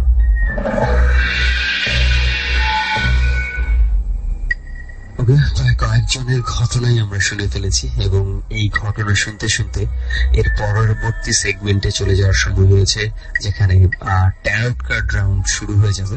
তবে যাওয়ার আগে আমি একটু শেয়ার করতে চাই যে যেটা শুরুতে কথা দিয়েছিলাম, আমি আপনাদেরকে বলবো যে কেন এই বাসায় নিয়ে এসেছিলাম। আমরা আপনাদেরকে কিন্তু ঘুরিয়ে দেখিয়েছি যে এই বাড়িতে যে রুমটাকে ঘিরে ঘটনা, যদিও সেই রুমের লাইট নষ্ট রয়েছে, পুরোপুরি আলো যায় না সেই রুমে, এবং মানুষজন সেখানে থাকছে না আপাতত গত 2 মাস ধরে, আপনারা জানেন এরই মাঝে। এবং আমরা ভেতরে যাইনি, এবং অনেকে বলেছিলেন আমাকে 2-1 জন যে একটু ভেতরে যাওয়ার জন্য, কিন্তু আমিও রিস্ক নিতে চাইনি, যেহেতু বাড়ির ফ্যামিলি মেম্বাররা ভয় পাচ্ছিল যে পরবর্তীতে এই অশরীরী জিনিসগুলোকে ডিস্টার্ব করার জন্য তাদের যদি কোনো ধরনের কোনো প্রবলেম হয়। তো যাই হোক, আমরা অ্যাটলিস্ট আপনাদেরকে রুমটা দেখিয়েছি। তো এবার আমি ঘটনাতে আসি। এই রুমে আসার আসলে ঘটনাটা হচ্ছে, এই বাড়িটা তৈরি হয়েছে খুব বেশি দিন হয়নি, বাড়িটা তৈরি হয়েছে প্রায় 3-3.5 বছরের মতো হবে। এখনো কিন্তু বিল্ডিংটা কমপ্লিট হয়নি, যেমন এখন 3 তলার কাজ হয়তো বা ওনারা শুরু করবে খুব দ্রুতই, এবং শুরু করেও দিয়েছে, এটা বোঝাই যাচ্ছে, কিন্তু এখন হয়তো বন্ধ রয়েছে আপাতত। যেই রুমটিতে তালা মারা ছিল এবং তালা খুলে আমাদেরকে দেখানো হয়েছে, এই রুমটিতে আজকে প্রায় 2 মাসের উপরে হয়ে গেছে কোনো মানুষ ঢোকে না। এর আগে এই রুমটা মাঝে মাঝেই ফাঁকা থাকতো, আসলে এখানে কেউ থাকতো না, বাড়িতে ফ্যামিলি মেম্বার খুব বেশি নাই বলে তাদের এই ঘরটাতে থাকার দরকার হতো না। তো মাঝে মাঝে ওনারা এই ঘরে আসতো, কোনো কাজ থাকলে, কোনো জিনিসপত্র থাকলে নিয়ে যেত বা রেখে যেত। তো ঘটনা হয় কি, ওনারা প্রথমে এই জিনিসটা প্রায় মনে হয় বছর খানিক আগে থেকে টের পেতে শুরু করে যে যখনই ওনারা কোনো জিনিস রেখে যাচ্ছে এখানে, পরবর্তীতে জিনিসগুলো এখানে থাকছে না, জিনিসগুলো মানে অন্যত্র। ধরেন কেউ এখানে একটা মানে কৌটা রেখে গেল বা কোনো কিছু জার বা ডিবা রেখে গেল, এটা দেখা গেছে যে এর পরবর্তীতে সেখানে পাওয়া যাচ্ছে না, অন্য কোথাও খুঁজে পাচ্ছে। প্রথমে বিষয়টা খুব নর্মাল ভাবে নিয়েছে, কিন্তু পরবর্তীতে দেখা যাচ্ছে যে না, বিষয়টা আসলে নর্মাল না, এটা প্রতিনিয়ত ঘটছে এবং খুব সিগনিফিকেন্ট ভাবে একটা সময় তারা খেয়াল করতে থাকলো। এবং এমনও হয়েছে এই রুমে নাকি কেউ এসেছে, হঠাৎ করে রুমের কর্নার থেকে কোনো কিছু ছুঁড়ে মেরেছে তাদেরকে, এরকম মনে হয়েছে। তো একটা পর্যায়ে তারা করেছে কি, একবার হুজুর এনে হুজুরকে রেখে হুজুরের সামনে হুজুর দোয়া দরুদ পড়ে তারপরে রুমে ঢুকেছে। হুজুরের উপস্থিতিতে এই রুম থেকে যে জিনিসপত্র সরানোর ছিল ওনারা সরিয়ে নিয়ে গেছে, এবং আপনারা যেটা দেখেছেন পুরো রুমটা একদম ফাঁকা রয়েছে, একদম ফাঁকা, শুধু দুই পাশের পর্দাগুলো টানানো রয়েছে এবং পর্দাগুলো যে ধীরে ধীরে ময়লা হয়ে যাচ্ছে এটা কিন্তু দেখেছেন সবাই। তো এরপরে যেটা হয়েছিল কি, যে সামহাও কেউ একজন ওনাদের ফ্যামিলি মেম্বার না, বেড়াতে এসেছিল। তো এই ঘটনা যখন শুনেছে ওনারা খুব হাসাহাসি করেছে এবং এটা বিষয়টা একদম পাত্তাই দেয়নি। তো কেউ একজন ডিমান্ড করেছিল যে রাতের বেলা ওখানে সে থাকবে। তো খুব সাহসী দুজন যারা গেস্ট ওনাদের বাড়িতে এসেছিল তারা থেকেছিল, কিন্তু রাতটা পরবর্তীতে তারা জানতে পেরেছে রাতটা নাকি তাদের কাছে বিভীষিকার মতো কেটেছে। এক একজন যখন রুম থেকে সকালবেলা বের হয়েছে, সকালে ইনফ্যাক্ট সকালে বলবো না, খুব ভোরের দিকে ওনারা বের হয়ে যেতে বাধ্য হয়েছে। ওনাদের শরীরে মানে আঁচড়ের দাগ এবং পুরো শরীর মনে হয় যেন কেউ আঁচড়ে রক্তাক্ত করে ফেলেছে, এরকম অবস্থা হয়েছে। সবার একটাই প্রশ্ন ছিল, তাহলে সবাই ডাকুনি কেন? সবাই তখন একটাই উত্তর দিয়েছিল, আমরা ঘুমের মধ্যে ছিলাম, আমরা বুঝতেছিলাম, আমরা দুজন বুঝতে পারছি যে আমরা খুব এফেক্টেড হচ্ছে, আমাদের কষ্ট হচ্ছে এবং আমরা কোনোভাবেই উঠে যে কাউকে ডাকবো সেই শক্তিটুকু আমাদের হচ্ছিল না। তো যাই হোক, সকাল হতে হতে যখন শেষ দিকে চলে এসছে, বাড়ির মানুষই একটু যখন কেউ উঠেছে তখন ভেবেছে আচ্ছা দেখি ওরা মনে তো ঠিকঠাক মতোই ঘুমিয়েছে, কোনো মনে হয় প্রবলেম নেই। যেই দরজা খুলেছে তখনই তাদের মানে যে এরা আড়ষ্ট হয়েছিল সেই ভাবটা কেটেছে এবং চিৎকার করে এই ঘর থেকে বের হয়েছে। এবং এরপর থেকে আজ অব্দি এই রুমে একা কেউ কখনো ঢোকেনি এবং গেলেও 2 মিনিটের বেশি এই রুমে অবস্থান করেনি। সো এই রুমটাকে ঘিরে আসলে কি রয়েছে, এটা যারা তারা হুজুর দেখিয়েছে, বিভিন্ন মানুষজনকে এখানে এনেছে এবং যতটুকু বলেছে এই রুমের মধ্যে সামহাও কোনো না কোনো কিছুর সাথে মনে হয় একটা মানে বাজে নেগেটিভ এনার্জি এই রুমে ঢুকেছে, কোনো কিছু একটা আসবাবপত্রের সাথে বা কোনো কিছুর সাথে, এবং সেটা এখন এই রুমেই থেকে যাচ্ছে এবং এই রুম থেকে কোনোভাবে সরতে চাচ্ছে না এবং সরাতে কারো সামর্থ্য হচ্ছে না। সো এটার সমাধান ওনাদের কাছে এখনো নেই। সো দেখা যাক, আমাদের যদি কখনো সুযোগ হয় বা সম্ভব হয় আমরা এক সময় আবারও পুরো টিম আসবো, সেক্ষেত্রে কোনো গেস্ট না থাকলে আমরা রেজা ভাইকে সাথে নিয়ে আমরা এই রুমটাতে যদি আসতে পারি, যে রুমটার কথা বলছি, যদি সেখানে কোনো কিছু একটা সমাধান করা যায় আমরা চেষ্টা করে হয়তোবা দেখতে পারি। সো এই ছিল এখানকার ঘটনা এবং কিছুক্ষণের মধ্যেই কিন্তু ঠিক 12টার পর পরে শুরু হয়ে যাবে আমাদের পরবর্তী রাউন্ড, ট্যারট কার্ড রাউন্ড। শ্যামলীর এই হন্টেড বাসা থেকে আমি আরজে সুমন এখনকার মতো বিদায় নিচ্ছি। মানে ভয়, haunted by Pran mister mango candy.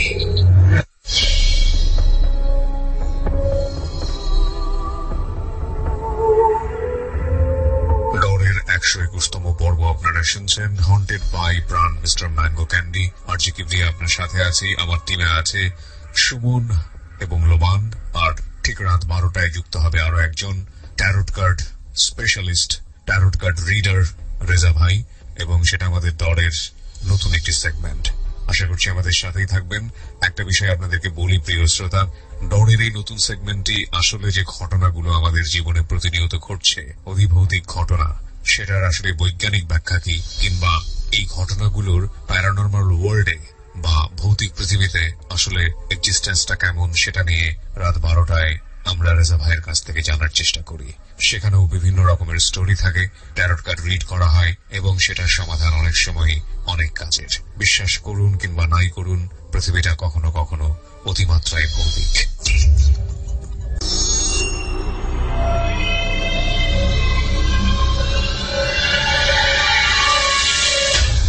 মানে ভয়, haunted by Pran mister mango candy.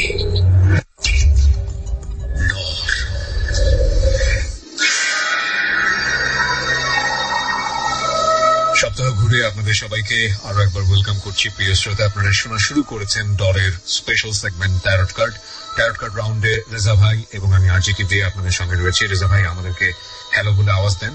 Hello আমি আছি, আপনার সমস্যা নাই। এবং প্রিয় শ্রোতা, আমরা গত সপ্তাহে যেখানে শেষ করেছিলাম সেখান থেকে আবার শুরু করব। আপনারা নিশ্চয়ই জানেন আশা এবং সানা নামে দুইজন বান্ধবী বলবো এখানে এসেছিল, তারা আছে আজকেও আমাদের সঙ্গে। তারা তাদের যেখানে বলতে গিয়ে আসলে শেষ করতে হয়েছিল আমাদের সময় স্বল্পতার কারণে, সেখান থেকে আমরা শুরু করতে চাই। তার আগে আপনাদেরকে বলছি, অনুষ্ঠান চলাকালীন সময়ে আপনারা যদি রেজা ভাইয়ের সঙ্গে সরাসরি কথা বলতে চান, আপনারা চলে আসবেন আমাদের ফেসবুক পেজে www.facebook.com/DARTAROT DAARTAROT, দ্যাট ইজ ডর ট্যারট। এটা হচ্ছে ডরের একটা স্পেশাল সেগমেন্ট, যেটা শুরু হয় ঠিক রাত 12টায়, ডরের মাঝামাঝি সময়, অর্থাৎ 11টা থেকে 1টা পর্যন্ত চলে অনুষ্ঠান এবং ঠিক রাত 12টায় শুরু হয়ে 1টা পর্যন্ত চলে। এবং this program is brought to you by Pran mister mango candy, যারা আমাদেরকে সর্বাত্মকভাবে অলওয়েজ সহযোগিতা করে আসছে। ওকে, আমরা যেখানটায় ছিলাম যেখানটায় ছিলাম আমরা, কোন একটা স্বপ্ন আপনি দেখছিলেন সেই সময়টাতে, তাকে হত্যা করা হয়েছিল এই মহিলাটিকে, আপনি যেটা বলছিলেন স্বপ্নে পাচ্ছিলেন, এবং মহিলাটাকে আসলে হত্যা করা বলতে এক ধরনের জীবন্ত কবর দেওয়া হয়েছে, যেটা আপনাকে সে বলছিল। পুরো স্বপ্নটা আমরা শুনি এবং তারপর এই স্বপ্নের সাথে আপনার ওই ঘটনাগুলোর মিল কোথায় আমরা একটু জানার চেষ্টা করি। বলুন। তারপর ওনাকে কবর দেওয়া হয়, তো বললাম। তারপর ওনার যে হাজবেন্ড, ওই হাজবেন্ডটা নাকি প্রায় 1 বছর পর নাকি ওই হাজবেন্ডটাও মারা যায় এবং একটা অ্যাক্সিডেন্টে মারা যায়। এই ঘটনাটা কোথায় ঘটেছিল স্বপ্নে বলেছে? না, সেটা জানি না।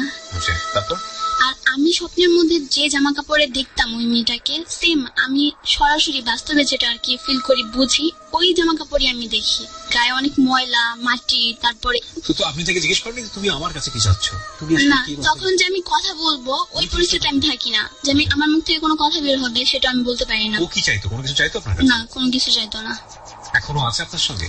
আছে বলতে এখন আমি সরাসরি দেখতে পারি না, কিন্তু ফিল করতে পারি যে আমার বাসায় কেউ আছে, কেউ হাঁটতেছে, কেউ আমার কাজে বাধা দিচ্ছে। এই ফিলের একটা ব্যাখ্যা আছে কিন্তু সায়েন্টিফিক, যে আমি জানি আমার রুমে কেউ নাই, কিন্তু আমার কাছে মনে হচ্ছে রুমের মধ্যে কেউ একজন আছে। এক্সিস্টেন্স ফিল করার একটা সায়েন্টিফিক ব্যাখ্যা আছে।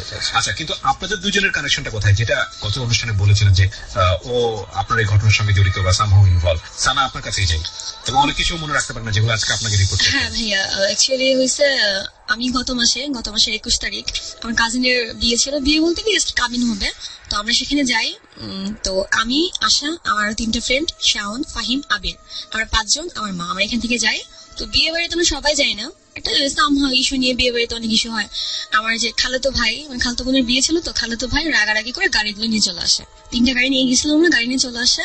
তো গ্রামটা খুব প্রত্যন্ত, কারেন্ট গেছে বাট খুব কম, মানে 2-1টা বাড়িতে আছে, খুব নীরব জায়গাটা। তো সেখান থেকে আমরা রাতে 11:30 পরে বের হই বাড়ি থেকে, খাওয়া দাওয়া শেষ করে, বিয়ের অনুষ্ঠান শেষ করে বের হয়ে দেখি যে আমার ভাই চলে গেছে, গাড়িগুলো নিয়ে গেছে। তো আমরা গাড়ি পাই না। তো ময়মনসিংহ হাইওয়ে থেকে অনেকটা ভিতরে রাস্তাটা, প্রায় 1 ঘন্টা হাঁটলে মনে হয় যে মেইন রোডে আসা যাবে।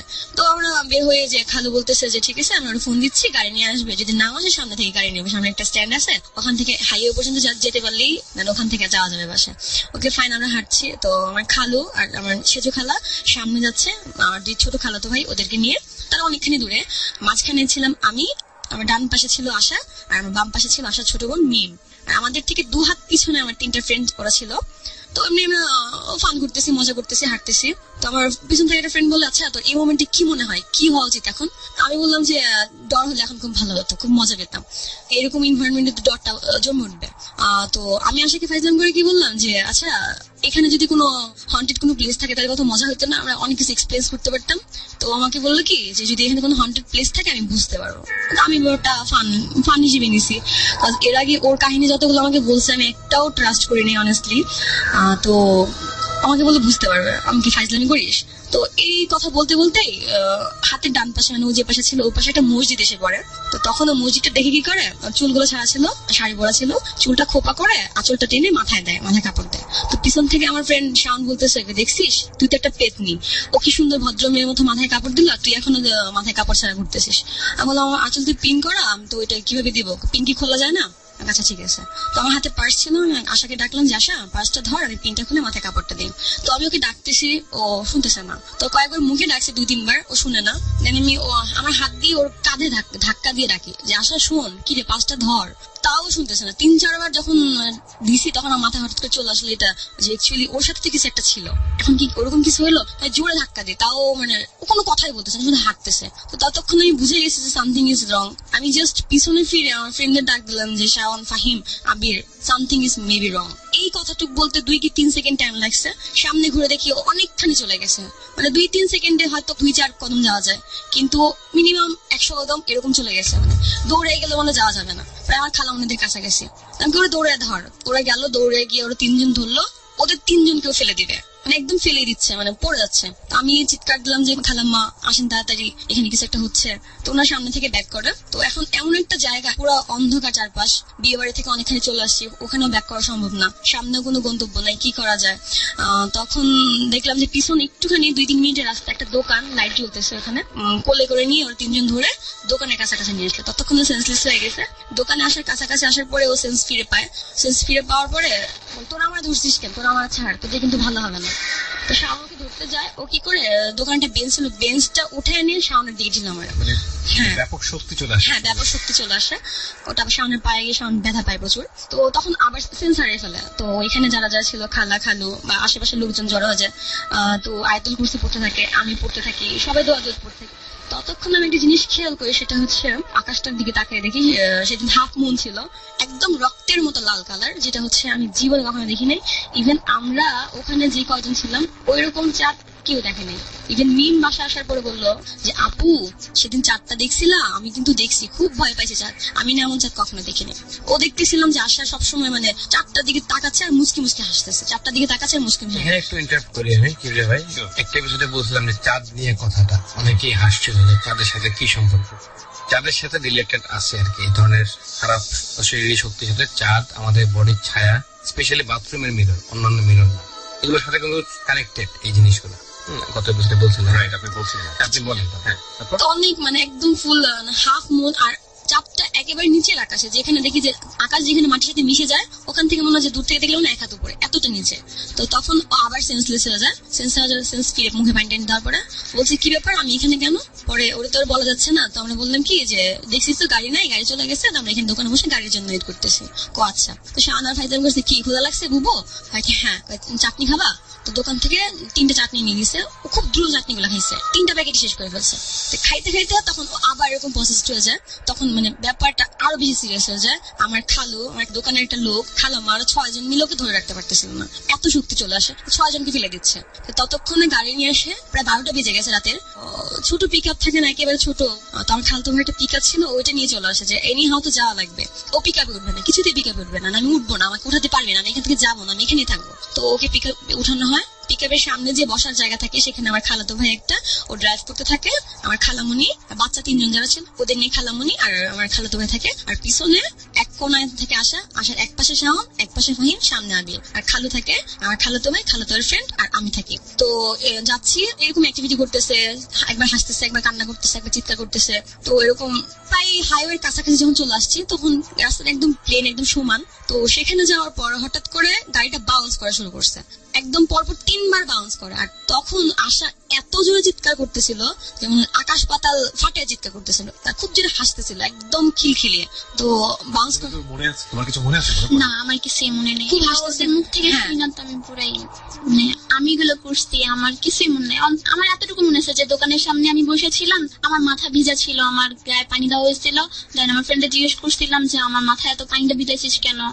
তোমার এই জিনিসটা যখন আসে বা তোমার শরীরে যখন এই ট্রান্সফরমেশনটা চলে, তুমি কি ট্রান্সফরমেশনটা বুঝতে পারো? কারণ একটা মানুষ যখন সেন্সলেস হয়ে যায় তখনও তো কিছু মেমোরি থাকে, বুঝতে পারে যে আমি কোথাও যাচ্ছি। হ্যাঁ, বুঝতে পারি। কি ফিল হয় তোমার মুহূর্তে? ধরেন আমার গায়ে এখন কিছু একটা আসবে, তখন আমি বুঝি যে আমি একটা রুমে প্রবেশ করলাম, এই রুমটা আমার জন্য মনে হইতেছে যে আমি ভয় পেতেছি মনে মনে যে আমার এইটার মধ্যে ঢুকলে ভালো হবে না। তারপর আমার মন চাইতেছে আমি এটার মধ্যে যাবো। আর যাওয়ার পরে আমার মনে হয় যে কেউ একজন আমার পাশে আসছে, এসে হাঁটতেছে, তারপর আমার শরীরের সাথে সে একদম মানে কানেক্ট হয়ে গেছে, এরকম মনে হয় আমার। এক্সকিউজ মি, এই যে সেম এই যে ওর ভিতরে যে আসে, এটা নিয়ে গাড়ির তো একটা কাহিনী ঘটে। সেটা হচ্ছে যে গাড়িটা বাউন্স করলো, দেন লাস্ট বার বাউন্সের সময় গাড়িটা অলমোস্ট প্রায় উল্টে যাচ্ছে, যেদিকে বসা ওদিকে পুরো হেলে গেছে, অন্য দিকটা উঁচু হয়ে গেছে, একদিক দিয়ে ডাবল না, একদিক দিয়ে উঁচু, মানে পড়ে যাচ্ছে গাড়িটা এরকম টাইপের। তো ওটা পরে না, লাস্ট মিনিট আল্লাহ আমাদের বাঁচিয়েছেন। তো তখন যখন গাড়িটা সোজা হয় নর্মাল চলতে থাকে তখন বলে যে এই যাত্রা তোরা বেঁচে গেলি। হ্যাঁ, ওর মুখ থেকে ও বলে যে এই যাত্রা বেঁচে গেলি, হাসতে থাকে, খুব জোরে হাসে। তো মানে গাড়ির ভিতরে এরকম হয়, হাসতেছে একবার, কান্না করতেছে একবার, সেন্সলেস হচ্ছে আবার হচ্ছে। তো আমি হচ্ছে ওর সামনে বসা ছিলাম। তো যখন মানে ও তো সেন্সলেস হয়ে যায়, আবার ওর ভিতর আসে কিছু একটা, তখন মনে হয় কিছু একটা মনে হয় আমার শরীর দিয়ে পাস করতেছে, পাস করে ওর ভিতরে আছে। যখন ওর সেন্সটা ফিরে মানে শক্তি সহকারে, তখন আমার হাত পায়ের পশম একদম দাঁড়ায় যায়। তো লোম কাটার দেওয়ার জাস্ট 2-1 সেকেন্ডের ভিতর ও আবার ওরকম শুরু করে দেয়, হাসি ঠাট্টা, কান্না, চিৎকার চেঁচামেচি। তো যখন হাইওয়েতে উঠি আমার মনে হয় যে কোনো একটা কালো ছায়া আমাদের গাড়ির সাথে দৌড়াচ্ছে। আমি নিজের সেন্সে বলছি কি, নিজের সেন্সে ওটা কিন্তু আসতেছে, ওটা কিন্তু ছাড়বে না। যেহেতু খোলা গাড়ি, পিক আপ, উপরে কোনো সামনে নেই, প্রচুর বাতাস হচ্ছে, কিন্তু আমি আমার নাক থেকে মুখের এক পাশে কোনো বাতাস পাচ্ছি না। আমি যে অক্সিজেনটা নিবো, শ্বাস নিবো, শ্বাস নিতে পারতেছিলাম না। কথা বেরোচ্ছিল, খুব আস্তে কথা বেরোচ্ছিল, মানে খুব বেজে বেজে। তাই আমি বললাম যেটা আসতেছে, তো সামনে আমাকে ধমক দিয়ে বলে আলতু ফালতু কথা বলতেছিস, কি আসতেছে? হাইওয়ে পার করে আমরা খালাবাড়িতে যখন যাবো, হাইওয়েটা পার করেই জাস্ট যখন গাড়িটা মোড়টায় ঢুকে তখনই গাড়িটা স্টার্ট বন্ধ হয়েছে অটোমেটিক্যালি। আর ভাই বলে যে গাড়িতে কোনো প্রবলেম নাই, গাড়িটা বন্ধ হয়ে গেছে, স্টার্ট নিতে পারছে না। তো 2-3 মিনিটের মাথায় তখন ও পুরোপুরি সেন্সলেস, তো স্টার্ট হচ্ছে না। তো এমনি গাড়িটা স্টার্ট করে বাসায় যায়। মাঝখানে আবার কি হয়, আমার ভাই আবার ওই পিকআপের পিছনে একটা ছোট একটা জানলার মতো থাকে না, ওটা দিয়ে একটা ম্যাচ দেয় আর কি, ডিএসএলআর কাঠির ম্যাচ। এটা ওর হাতে দেওয়ার পরে মানে একদম ঝাড়া দিয়ে সবাই ফেলা দেয়, এটা নিবে না হাতেও, একদম রাগটা ফেসে একটা অ্যাংরি ভাব আসে, ফেলে দেয়। তো ওই গাড়ি নিয়ে একদম খালামণি বাসার সামনে যাই, নামা হয়, নামার পরে ওরে নিয়ে রুমে যাওয়া হয়। তো এরকম আবার মানে সেন্স আসে, কিন্তু নর্মালি না, ওরকম ওর ভিতরে এনার্জি চলে আসে। ও এরকম বলতেছে আমার এখানে আনছিস কেন, আমি এখানে থাকবো না, আমাকে ছাড়, তোরা, তোদের কিন্তু ক্ষতি হয়ে যাবে, তোরা আমাকে ধরে রাখতে পারবে না, কি ভাবছিস, তোরা বেঁচে যাবি, বাঁচবি না, তোদের খুব সমস্যা হবে। তো খালু গিয়ে অনেক খুঁজে আমার খালতো ভাইরা পায় না, তো একটা কবিরাজ পায় তাদের পাশের বাসার। তো উনি আসে, এসে অনেক দোয়া দরুদ পরে ওকে শুকনা মরিচ হচ্ছে পুড়িয়ে ওর নাকের কাছে ধরা হয়। তো হ্যাঁ, যেগুলো করা হয় আর কি গ্রাম্য প্রথায়। ওর ফেস এক্সপ্রেশনটা চেঞ্জ হয়ে যায় তখন ওর হাত ধরে ওরা অনেক কিছু জিজ্ঞাসা করে আর কি, কানি আঙ্গুল ধরে। তো কিছু বলে না, আমি বলবো না, আমাকে বলাতে পারবে না, আমি তো বলবো না, কিছু বলবো না। তেমন করতে করতে এক পর্যায়ে সেন্সলেস হয়ে যায়, আর কোনো প্রবলেম হয় নাই। ও প্রায় 1 ঘন্টা পর ঘুমানোর পরে সেন্স ফিরে পায়। ফিরে আসার পরে কি আমি বাসায় আসলাম, কখন বললাম যে দৌড়াতে বলা যাচ্ছে না, যদি ভয়টায় পায়। তখন বললাম কি যে তুই ঘুমিয়ে গেছিলি, আমার গাড়ি থেকে চলে আসছি, ভালো কথা ঘুমিয়ে গেছি, ঘুমিয়ে গাড়িতে ঘুমিয়ে আসছি, কিন্তু গাড়িতে যে উঠবো সেটা তো আমার মনে থাকার কথা যে আমি ঘুমিয়ে গাড়িতে উঠছি। সে হার্টটা গেল কোথায়, আমার তো সেগুলো কিছুই মনে নেই। আমি কি না, কিছুই না। তো ও কিছু কিছু বুঝতে পারে, কারণ কান্না ঘুষা যেহেতু চলে, ওর সামনে সরাসরি কিছু বলে না, বাট ও বুঝতে পারে কিছু একটা হয়েছে। সারা রাত কোনো প্রবলেম হয় না, সারা রাত আমরা অনেক মজা করছি। তো ফজরের আজানের একটু আগে দিয়া ও ঘুমিয়ে পড়ে, আমি ওর পাশে ছিলাম, আমি ধরে রাখছি। গ্রামাঞ্চল তো, টিনের ঘর, খুব জোরে একটা মানে ঢিল ছুড়ে কেউ একটা দরজার দিকে, অথচ সামনে কিন্তু বিল, সামনে থেকে কেউ ঢিল ছুটতে পারবে না, বোঝা যাচ্ছে যে থ্রো করছে খুব দূর থেকে জোর সহকারে। তো ওইটা আমরা কিছু মিনি নেই নেই। তো সকালবেলা যে ভাইটা আমার ড্রাইভ করতেছিল সে এটা বলে, যখন গাড়িটা বাউন্স করছে রাত্রেবেলা, তার কিছুক্ষণ পরে অদৃশ্য কিছু একটা মুখ চেপে ধরে, যেটা ও ফিল করছে যে ওর মুখের উপর কারো হাত আছে, যে ওকে ড্রাইভ করতে দিচ্ছে না, বাট ও কোনো হাত দেখে না, বাট ও ফিল করে যে ওর কোনো একটা হাত ওর মুখ ধরে রাখছে। তো তখনই ও কি করে, ওর ডান হাতে স্টিয়ারিংটা ধরে রেখে বাম হাত দিয়ে গাড়ির ড্রয়ার থেকে একটা ম্যাচ বের করে, একটা লোহার পেরেক বের করে, পেরেকটা আইনে মুখে যখন ধরে তখন নাকি আমার হাতটা ছাড়ে আর ম্যাচটা আমাদের পিছনে দিয়ে দেয়। তো এইটা ও বলছে।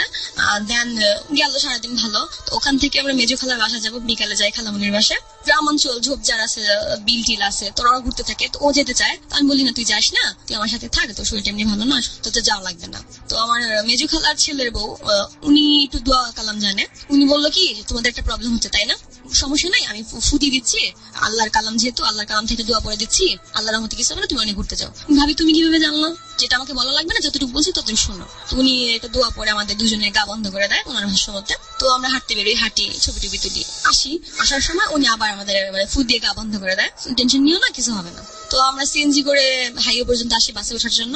সিএনজি থেকে নামার পরে ওর পেশেন্ট গুলো চেঞ্জ হয়ে যায় আবার। আশা 3-4 বার টাকার পরে ওর হ্যাঁ কি হয়েছে, ঠিক আছিস, হ্যাঁ ঠিক আছে।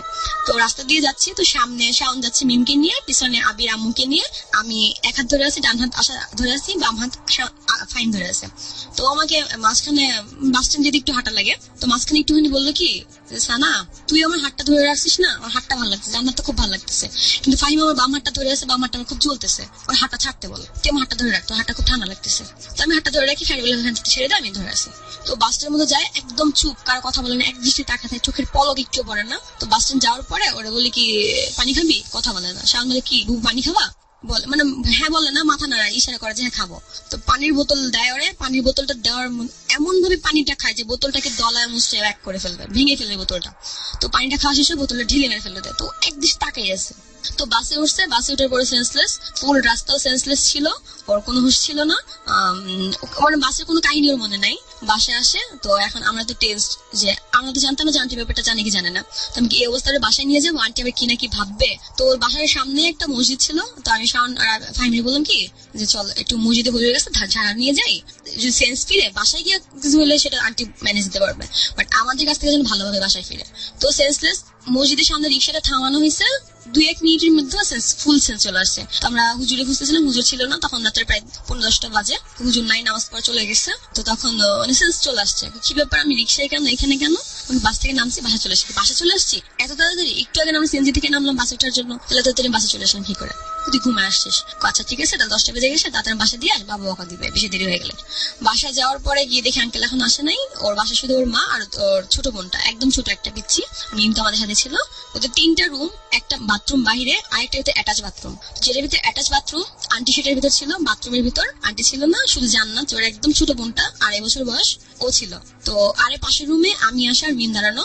তো মিম জান্নাত ওই রুমে ছিল, ওই রুম থেকে দৌড়ে এসে আসার করে যাবে বললো, কান্না শুরু হয়েছে। কি ব্যাপার জান্নাত, কি হয়েছে? বলছে আপু আমার ভয় লাগছে, খুব ভয় লাগছে। কেন ভয় লাগছে ওটা বলে না। তো ওই ব্যাপারটা চলে যায়। তার মাঝখানে একদিন যায়, সব ঠিক আছে, ওকে নর্মাল। তার পরের দিন যেদিন আসি, মাঝখানে একদিন যায়, তার পরের দিন তো ওর বাসার পাশে হচ্ছে আমরা প্রাইভেট পড়তে যাই। তো ভাইয়ের বাসায় গেছি, তোর টিফিন একটা ক্যারিয়ার আমার বাসা ছিল, ওটা আমাকে ফোন দিয়ে বলে জানাটা নিয়ে আসিস। আমি বলি যে এটা নিয়ে যাবো, খালি নিয়ে যাবো, একটা কাজ করি কিছু নিয়ে যাই ভেতরে। তো আম্মু বলে তুই রাত্রিবেলা যাবে, এত কাহিনী হয়ে গেছে। আম্মু আবার জানে ব্যাপারটা যে এখন তোর খাবার জিনিস নিয়ে যাবি। পর আম্মু বলে যে তাহলে একটা কাজ কর, নুডলস রান্না করে নিয়ে যা, হলুদ বেশি করে দিয়ে নিয়ে যা, ওরা হলুদ এফেক্ট হয় খুব। তাই খুব ভালো মতো হলুদ টলুদ দিয়ে রান্না করি, বাটি ভরে নিই, আর একটা বাটিতে একটা সিঙ্গারা নিই। যে ও বাসায় প্রবলেম হওয়ার কারণে আন্টি খুব রাগারাগি করছে যে ও ঠিক মতো খাওয়া দাওয়া করেনি, আন্টির উপর রাগ করে, কিন্তু ও খেয়ে নেবে না। তো ভাইয়ের বাসায় গেছি, তো ও সিঙ্গারাটা ওখানে বসে খাইছে, আর একটা বাটিতে নুডলস। তো ভাইয়ের বাসা থেকে ওর বাসায় মাত্র দূরত্ব 1 মিনিট। তো ও বের হয়েছে, ওর হাতে বই ছিল, তো ও বলে যে না আমার হাতে তো বই, তুই সিঁড়ির কাছে গিয়ে বাটিটা দিস ওর বাসার সামনে দিয়ে যাই। তো আমার কাছে ঠিক আছে। তো ও নাকি সিঁড়ির কাছে গেছে, পরে আমি বাটিটা দিচ্ছি, ঠিক আছে ঠিক মতো বাসায় যা, বাসায় গিয়ে খেয়ে নিস, তুই তো 2 দিন যাবত কিছু খাসনি, বাসায় গিয়ে এটা নুডলসটা খেয়ে নিস, কিছু সমস্যা হলে জানাস আমাকে। আচ্ছা ঠিক আছে। তো ও বাসায় যায়, ও পরে কাহিনীটা ওর কাছে শুনি, ওইটা বাসায় যাওয়ার পরে কি হয়েছে? তো বাসায় গেলাম, যাওয়ার পর আমাদের বাড়ি হচ্ছে দোতলাতে, দোতলায় উঠলাম, সিধা উঠতেছে, হঠাৎ করে আমার কাছ থেকে টিফিন বাড়িটা হাত থেকে পড়ে যায়। তো পড়ে যাওয়ার পর কিন্তু টিফিন বাড়ির মুখটা কিন্তু খোলে না, ওইভাবেই থাকে। আমি হাতে উঠাই, তখন ঠিক খেয়াল ছিল না ওটা কি হালকা ছিল, মানে প্রথম ও যখন দিছিল তখন তো গরম ছিল, নুডলস ভিতরে ছিল আর ওটা ভারী ছিল। যখন ওইখান থেকে সিটির মধ্যে পড়ে যায় বাটিটা, তারপরে উঠানোর পরে বাসায় যাই, রুম নক করতেছি, অনেকক্ষণ যাবত নক করতেছি। বাসায় আমার ছোট ভাইয়ের টিচার ছিল, পড়াইতেছিল ওকে, এতক্ষণ যাবত অনেক জোরে জোরে নক করতেছি, শুনতেছে না, কেউই নাকি আমার নক করা শুনে নেই। যেন আমি এক পর্যায়ে প্রচুর ক্লান্ত হয়ে গেলাম নক করতে করতে। এমনিতে আগের দিন আমার আগে তো সমস্যা ছিল, হাত পা খুব ব্যথা ছিল, তারপর পড়তে গেছিলাম আমি, কারণ অনেকক্ষণ যাবত নক করতেছি খুলতেছে না। মানে টিফিন কেটে বাটিতে যখন আমি দরজার মধ্যে নক করি 2টা, অনেক জোরে জোরে দিই, মানে অনেক বিরক্ত হয়ে গেছি যখন নক করি। নক করার পর আমার ভাই খুঁজতে, খোলার সাথে সাথে বলি কি এতক্ষণ যে আমি নক করতেছি তোরা কি সবাই ঘরের মধ্যে মরে গেছিলি, আমি এই কথাটাই বলছি। বলার পর ও আমাকে বলতেছে টিচার আছে ঘরে, আমাকে তখন ঘরে বলে যে আমার টিচার আছে ঘরে। তারপর ও টিচারটার সাথে সাথে বের হয়ে যায়, আমি আমার রুমে চলে যাই।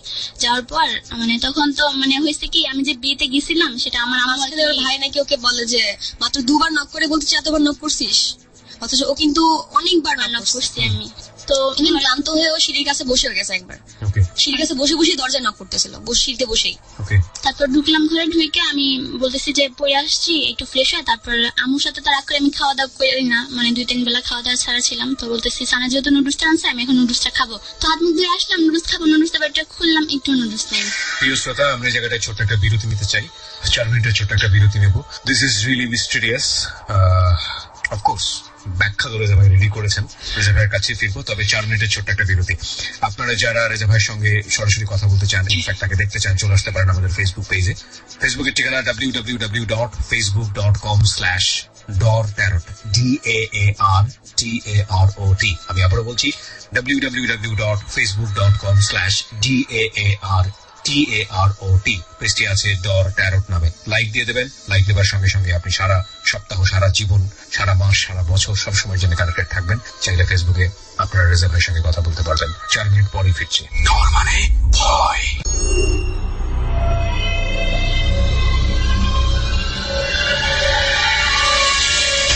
ডর মানে ভয়। Haunted by Pran Mr. Mango Candy। ডর।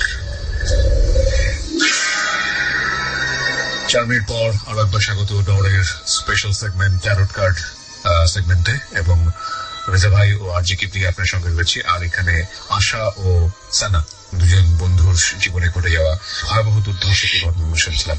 বাই দ্য ওয়ে, তারপরে তুমি নুডলস পেলে না ওখানে, হ্যাঁ কি করলে noodles তারপরে? পাই। তারপর প্রথমত আমার ছোট বোন আছে যেহেতু ঘরে, ওদেরকে জিজ্ঞাসা করলাম, ওরা বলে কিসের নুডলস, আমার তো কোনো নুডলস রান্না করেনি। তারপর আমার ভাইকে জিজ্ঞেস করলাম, ওরা কিছু জানে না নুডলস এর ব্যাপারে, তো নিজের কাছে রাখলাম, এই ব্যাপারটা কাউকে শেয়ার করলাম না। তারপরে সকালবেলা আম্মুর কাছে বললাম, তখন ও হ্যাঁ, তারপর আমি আবার দেখার জন্য যে আমার হাত থেকে যে সিঁড়ির মধ্যে বাটিটা পড়ে গেছিল, সেখানে কি নুডলসটা পড়ে গেছিল, হয়তো আমি খেয়াল করি নুডলসটা পুরোটা পড়ে গেছে, কিন্তু আমার পুরো মনে আছে যে নুডলসের বাটিটা মুখটাই খুলে নাই, পড়বে কিভাবে। তো তারপরে যা দেখলাম, দেখি কি প্রায় একটা নুডলস আর কি সিঁড়ির মধ্যে লেগে আছে, আর কোথাও কোনো নুডলসের চিহ্ন নাই। যেহেতু বাটিটা খুলেই নাই, সেখানে তো নুডলস পরে কোনো প্রশ্ন নেই, কিন্তু ওখানে সিঁড়িতে লাগানো ছিল নুডলস, মানে বুঝা গেছে যে ওখানে নুডলস ছিল। আচ্ছা, বাড়িটা কিন্তু পরার পর খুলে নাই। ওর লাইফটাতে একটা বেশি ঘটনা ঘটনা খুব ওতপ্রোতভাবে জড়িয়ে আছে। এটাকে হয়তো জিন বা কোনো কিছু দিয়ে আমরা আমাদের জায়গা থেকে যেটা বুঝি। আজ কি বুঝতে পারছি? এখন অনেকক্ষণ তো শুনলাম ঘটনা, দুজনে শুনলাম। আমি এতক্ষণ শুনছি জাস্ট লিসেনারদের শোনার জন্য, নাহলে আমার এতক্ষণ শুনতে হতো না কোনো ঘটনা। আমি যদি সাইন্টিফিকলি ব্যাখ্যাতে, এটাকে বলা হয় বায়োপোলার ডিসঅর্ডার। আপনার যেটা হয়েছে বায়োপোলার ডিসঅর্ডার, নেটে পাবেন আপনারা খুঁজলে। এটা হচ্ছে নার্ভ সিস্টেম, আমাদের নিউরন, ব্রেনের নার্ভ সিস্টেমটা দুর্বল হয়ে যায়। বিষয়টা ঠিক এরকম মনে করেন, আমি এখন একজনকে দেখলাম রাস্তায়, বহুদিন পুরাতন, দেখার পর আমার তার নাম কোনো ভয় মনে পড়তেছে না। বুঝলে ভাই বিষয়টা হয় না? দেখছি চেহারাটা চিনি আমি, তাকে আমি কোথায় জানি দেখছি, কিন্তু নামটা মনে নেই। আমাদের ব্রেনের বিলিয়ন বিলিয়ন সেল থাকে, এগুলো মারা যায় আবার নতুন করে জীবিত হয়। আমি যত চিন্তা করি, চেষ্টা করি, নাম মনে করবে না। যদি কেউ আমাকে একটু ক্লু দিয়ে দেয়, এগুলোর নামটা আসলে অমুক হইতে পারে, হ্যাঁ হ্যাঁ রাইট রাইট মনে পড়ছে, তারপরে সব মনে পড়ে যায় আমাদের। ওইটা আমাদের ডেড সেলটা জীবিত হয়ে যায়। আপনার এটাকে বলা হয় বায়োপোলার ডিসঅর্ডার। হ্যাঁ, এটা যদি আমি ধরি মেডিকেল টার্ম, মানে বিজ্ঞান মানুষকে আমাদের লিসেনার অনেক আছে, হ্যাঁ অনেকে আছে যারা চায় যে জানা এটা একটা রোগ। যদি রোগ আমি ধরি, সেক্ষেত্রে আপনার যে আচরণগুলা, গাড়ির যে বাউন্স করার বিষয়টা, এটা রোগের সাথে যায় না। রোগের সাথে আপনার আচরণটা ঠিক আছে যায়, কিন্তু এই যে আপনি হঠাৎ করে 2 সেকেন্ডে 100 গজ সামনে আগে যাওয়া, এটাও যায় না। এটা রোগের সাথে যায় না। এটা যারা বিজ্ঞান মানুষকে যারা, তারা আমাকে উত্তরটা দিয়ে না আসলে আমাদের পেজে, এটার মানে কি। অনেকে পেজ আছেন এবং অনেক সুন্দর সুন্দর সাইন্টিফিক ব্যাখ্যা দেন। এই ব্যাখ্যাটা দিলে যে গাড়ির সমান রাস্তা কিভাবে বাউন্স করে, গাড়ির সমস্যা অনেকে বলবে, তো গাড়ি একদিকে উল্টা যাচ্ছে। এরকম কিনা যে ওই বাউন্সটা তো নরমালি করতো, এই ঘটনার কারণে হয়তো তারা এইভাবে ফিল করেছে। তাহলে এই যে 2 সেকেন্ডে 100 গজ সামনে চলে যাওয়া, এটা কি? এটা এখন সানা, আপনাকে চৌধুরী বংশ, জি ভাইয়া, আপনার এখন কিছু কথা বলবো, লিসেনাররাও শোনা উচিত। ব্যক্তিগত বিষয়গুলো ইন্সপায়ার ব্যক্তিগত না, আপনারা চুলার উপরে কোনো কিছু শুকান না, আমার ব্যালকনিতে রোদ পড়ে ভালো। আচ্ছা, আপনাদের কিচেনটা কিরকম? বড়। কিচেনের পাশে তো থাকে আমাদের ডাইনিং রুম। না না, আমরা রুমে খাই। আচ্ছা, আপনার আছে। আপনার কিচেন কোনো কিছু শুকান, উপরে শুকান? হ্যাঁ, প্রায় শুকানো হয়। তাহলে এটা আপনার বিষয়। হ্যাঁ, আমার কাছে মেসেজ আসে, কিন্তু নাম ছাড়া আসে, যেখানে শুকান ওই জিনিসটা লোহার, দড়ির না, কিন্তু লোহার, ওই যে রড জাতীয় আর কি। আমরা তো সাধারণত কোনো কিছু টাঙ্গাইল দড়ি টাঙ্গাই, ওখানে লোহা জাতীয় কিছু লাগানো। খেয়াল করেন, আমার হাত দেখেন, দরজার উপর অংশটা ফাটা কিচেনের, এদিকে আপনি খেয়াল করছেন কখনো? জি ভাইয়া, ফাটা। জিনিসটা এখানে আছে। অনেকে হাঁস বেড়ে দেয়, কয় কি, আমি আর পাশে কখনো যাইনি। আপনার ঠিক উপর অংশটা ফাটা। আর আপনার কিচেনের বাহিরে যে রুমটা আছে, ওই রুমের বেসিনটা চেঞ্জ করবেন। সেটা খুব ছোট্ট একটা বেসিন, হাত ধুলে পানি নিচে পড়ে যায়। জি ভাইয়া, ওটা চেঞ্জ করতে হবে, এটা প্রথম দায়িত্ব। বেসিনের নিচে একটা পাইপ গেছে না, ওটা চেঞ্জ করতে হবে। আর যে কিচেনের শুকান, ওটা বাদ দিতে হবে। এটা হচ্ছে বেসিক আপনার। এখন কি বলবে ভাই, আপনি সত্যি ওর সাথে আগে কথা বলেন নাই তো? আমার সাথে কথা, আসার সাথে আমি তো চিনি না ভাইয়া, কোনোভাবেই না, ওর মাধ্যমে আমি আসছি এখানে। অবাক হচ্ছি, হাউ ইট ইজ পসিবল। আমি জানি না, আমি এগুলো বিলিভ করি না, কখনোই ইন্সপায়ার করি না আমার লিসনারদেরকে, but this is happening in this show. Somehow আমি এখন এই কিছু পছন্দ করো। জি ভাই, এখন 4-5 বছর ধরে লিখি না। তুমি কবিতা লেখো, তোমার কাপড়ের ডিজাইন ভালো লাগে, বাট তুমি হিসাব নিকাশ নিয়ে কেন আগ্রহী? ভাই, আমি যেহেতু অনার্সে এবার অ্যাডমিট হয়েছি অ্যাকাউন্টিং সাবজেক্টে, এই যে বছর। এটা নিয়ে কেন আগ্রহী হলে? আমার ফ্রেন্ড সার্কেল যারা ছিল সব ম্যাক্সিমামই কমার্সে ছিল। আপনি চেষ্টা করেন পাশাপাশি ফ্যাশন ডিজাইনিং এ একটু মনোযোগ রাখতে। হ্যাঁ, আপনার জন্য এটা বেটার। আচ্ছা, আমি সাজেশনটা বলি। আপুরটা উঠে দাঁড়ায়, মাইক্রোফোনটা নিয়ে আপনার ঠিক এই জায়গায় ফাটা কিচেনের? জি ভাই, ওইটা পুরো টাইস করা, টাইসের উপরেই ফাটছে। হ্যাঁ, এটা কিন্তু ফাটায় না। আমরা ভাবছি ভূমিকম্প হয়েছে মতো ফাটছে। ভূমিকম্প ভাঙে আমাদের বেস ওয়াল গুলো ভাঙে, ভীমের ওয়াল গুলো ভাঙে না। টাইস ওই জায়গাটা ফেটে গেছে, ওইটা আপনারা আস্তর করবেন আর বেসিনটা চেঞ্জ করবেন। তো ভাড়া থেকে এখানে আমরা কিভাবে কি করবো? ভিজিটিং কার্ড আছে না বড়, কার্ড নিয়ে সিমেন্ট নিয়ে মেরে দিবেন, সুন্দর সিমেন্ট মেরে রেখে পারেন। ওই ফাটাটা বন্ধ করবেন, ওই ফাটাতে সামথিং আছে, এগুলো বিষয়। কিচেনে একটা সমস্যা, আর কোনো কিছু শুকাইতে দেওয়া যাবে না কিচেনে, একটা জাস্ট আজকে ও যাবার সেখানে আসছে। এখন যদি ওর উপরে ধরে ফেলে আমরা কি করবো? না, এরকম হওয়ার সম্ভাবনা যে নাই তা না, ওর চোখ দেখলে আমার নিজেরই ভয় লাগছে। বাই দ্য ওয়ে, এরকম হলে আমরা অবশ্যই আমাদের জায়গা থেকে অফকোর্স ডাক্তারের কাছে নিয়ে যাবো, আপনার হাতে ছেড়ে দিব না। আপনি কি ডাক্তার দেখাচ্ছেন অলরেডি? জি ভাই, আমাকে যে কবিরাজ বলছে যে কবিতা দেখেছেন না? জি। এখন আমি রেডিওতে বলা উচিত কিনা বিশ্বটা কবিতা ভাইয়া একটা কথা কি, কয়েকজন কবিরাজের মধ্যে আমার একজনকে বিলিভ হয়েছে, যার কাছ থেকে আমার কথাগুলো জানা, যে কোন ছেলের সাথে বিয়ে হলে এখানে আমি ঘর করতে পারবো না। নেক্সট বিয়ে হবে, ভালো বিয়ে হবে, ভালো বা ঠিকবেন ইনশাআল্লাহ, দোয়া করে দিলাম আমরা। আমাকে কি বিশ্বাস হয় আপনার? কত পার্সেন্ট দিবেন? 50।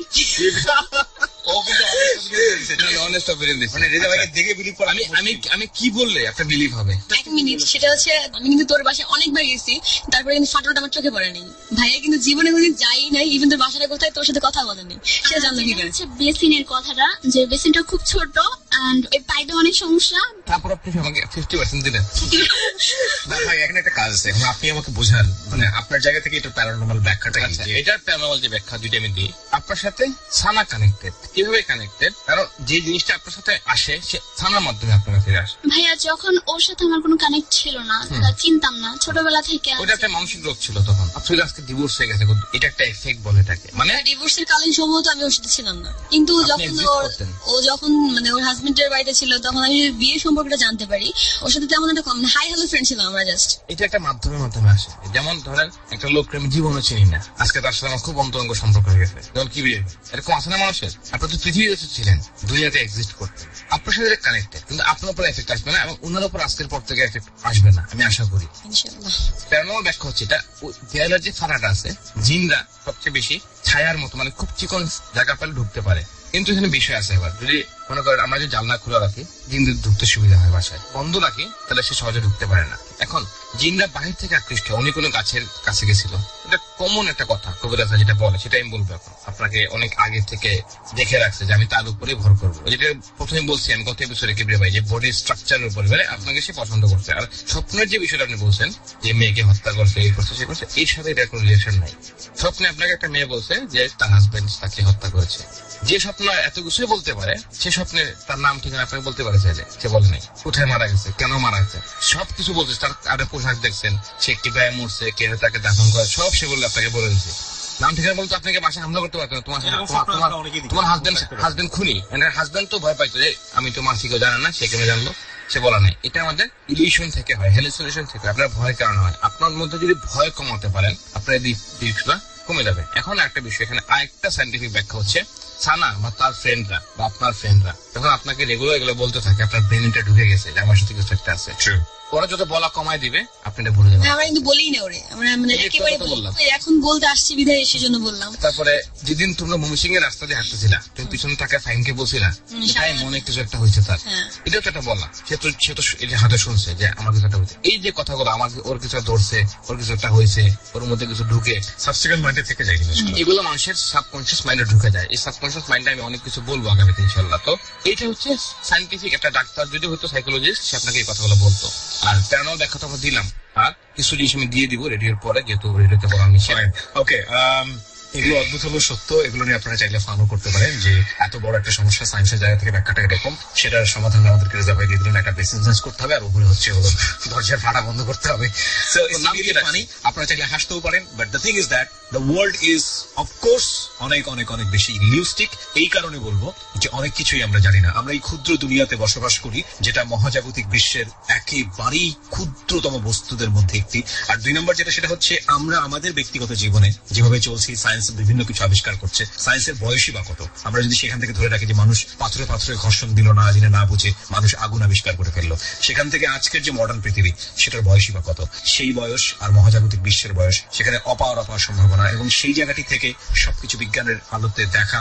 কিন্তু এটাও ঠিক যে অনেক কিছুই সেটা দুনিয়াতে সম্ভব, যেটা এখন পর্যন্ত বিজ্ঞান আবিষ্কার করতে পারেনি। তার মানে এই না যে আপনাদেরকে আমরা বলবো যে এই ধরনের অ্যাক্টিভিটিস আপনাকে বিলিভ করতে হবে। আমরা বরং আপনাদেরকে বলবো যে ভয় নামের একটা অনুভূতি মানব শরীরে আছে, ব্রেনের কোনো জায়গায় ফাংশন আছে, সেটার একটা বৈজ্ঞানিক ব্যাখ্যা আছে। আমরা বরং সেটাকে খুঁজে পাওয়ার চেষ্টা করছি। সেটা আমাদেরকে অনেক বেশি কিউরিওসিটি জন্ম দিচ্ছে। সেই কিউরিওসিটি জায়গাটা থেকে আমরা ভয়ের দুনিয়াটাকে একটু দেখতে চাচ্ছি।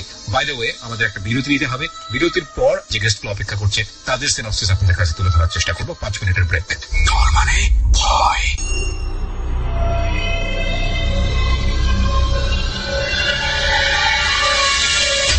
ডর মানে ভয়।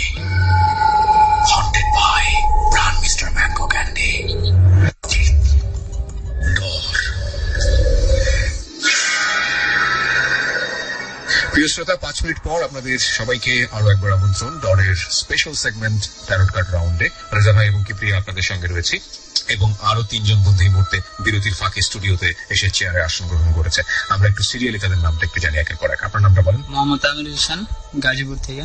আমির হোসেন, গাজীপুর থেকে। কি করছেন আপনি?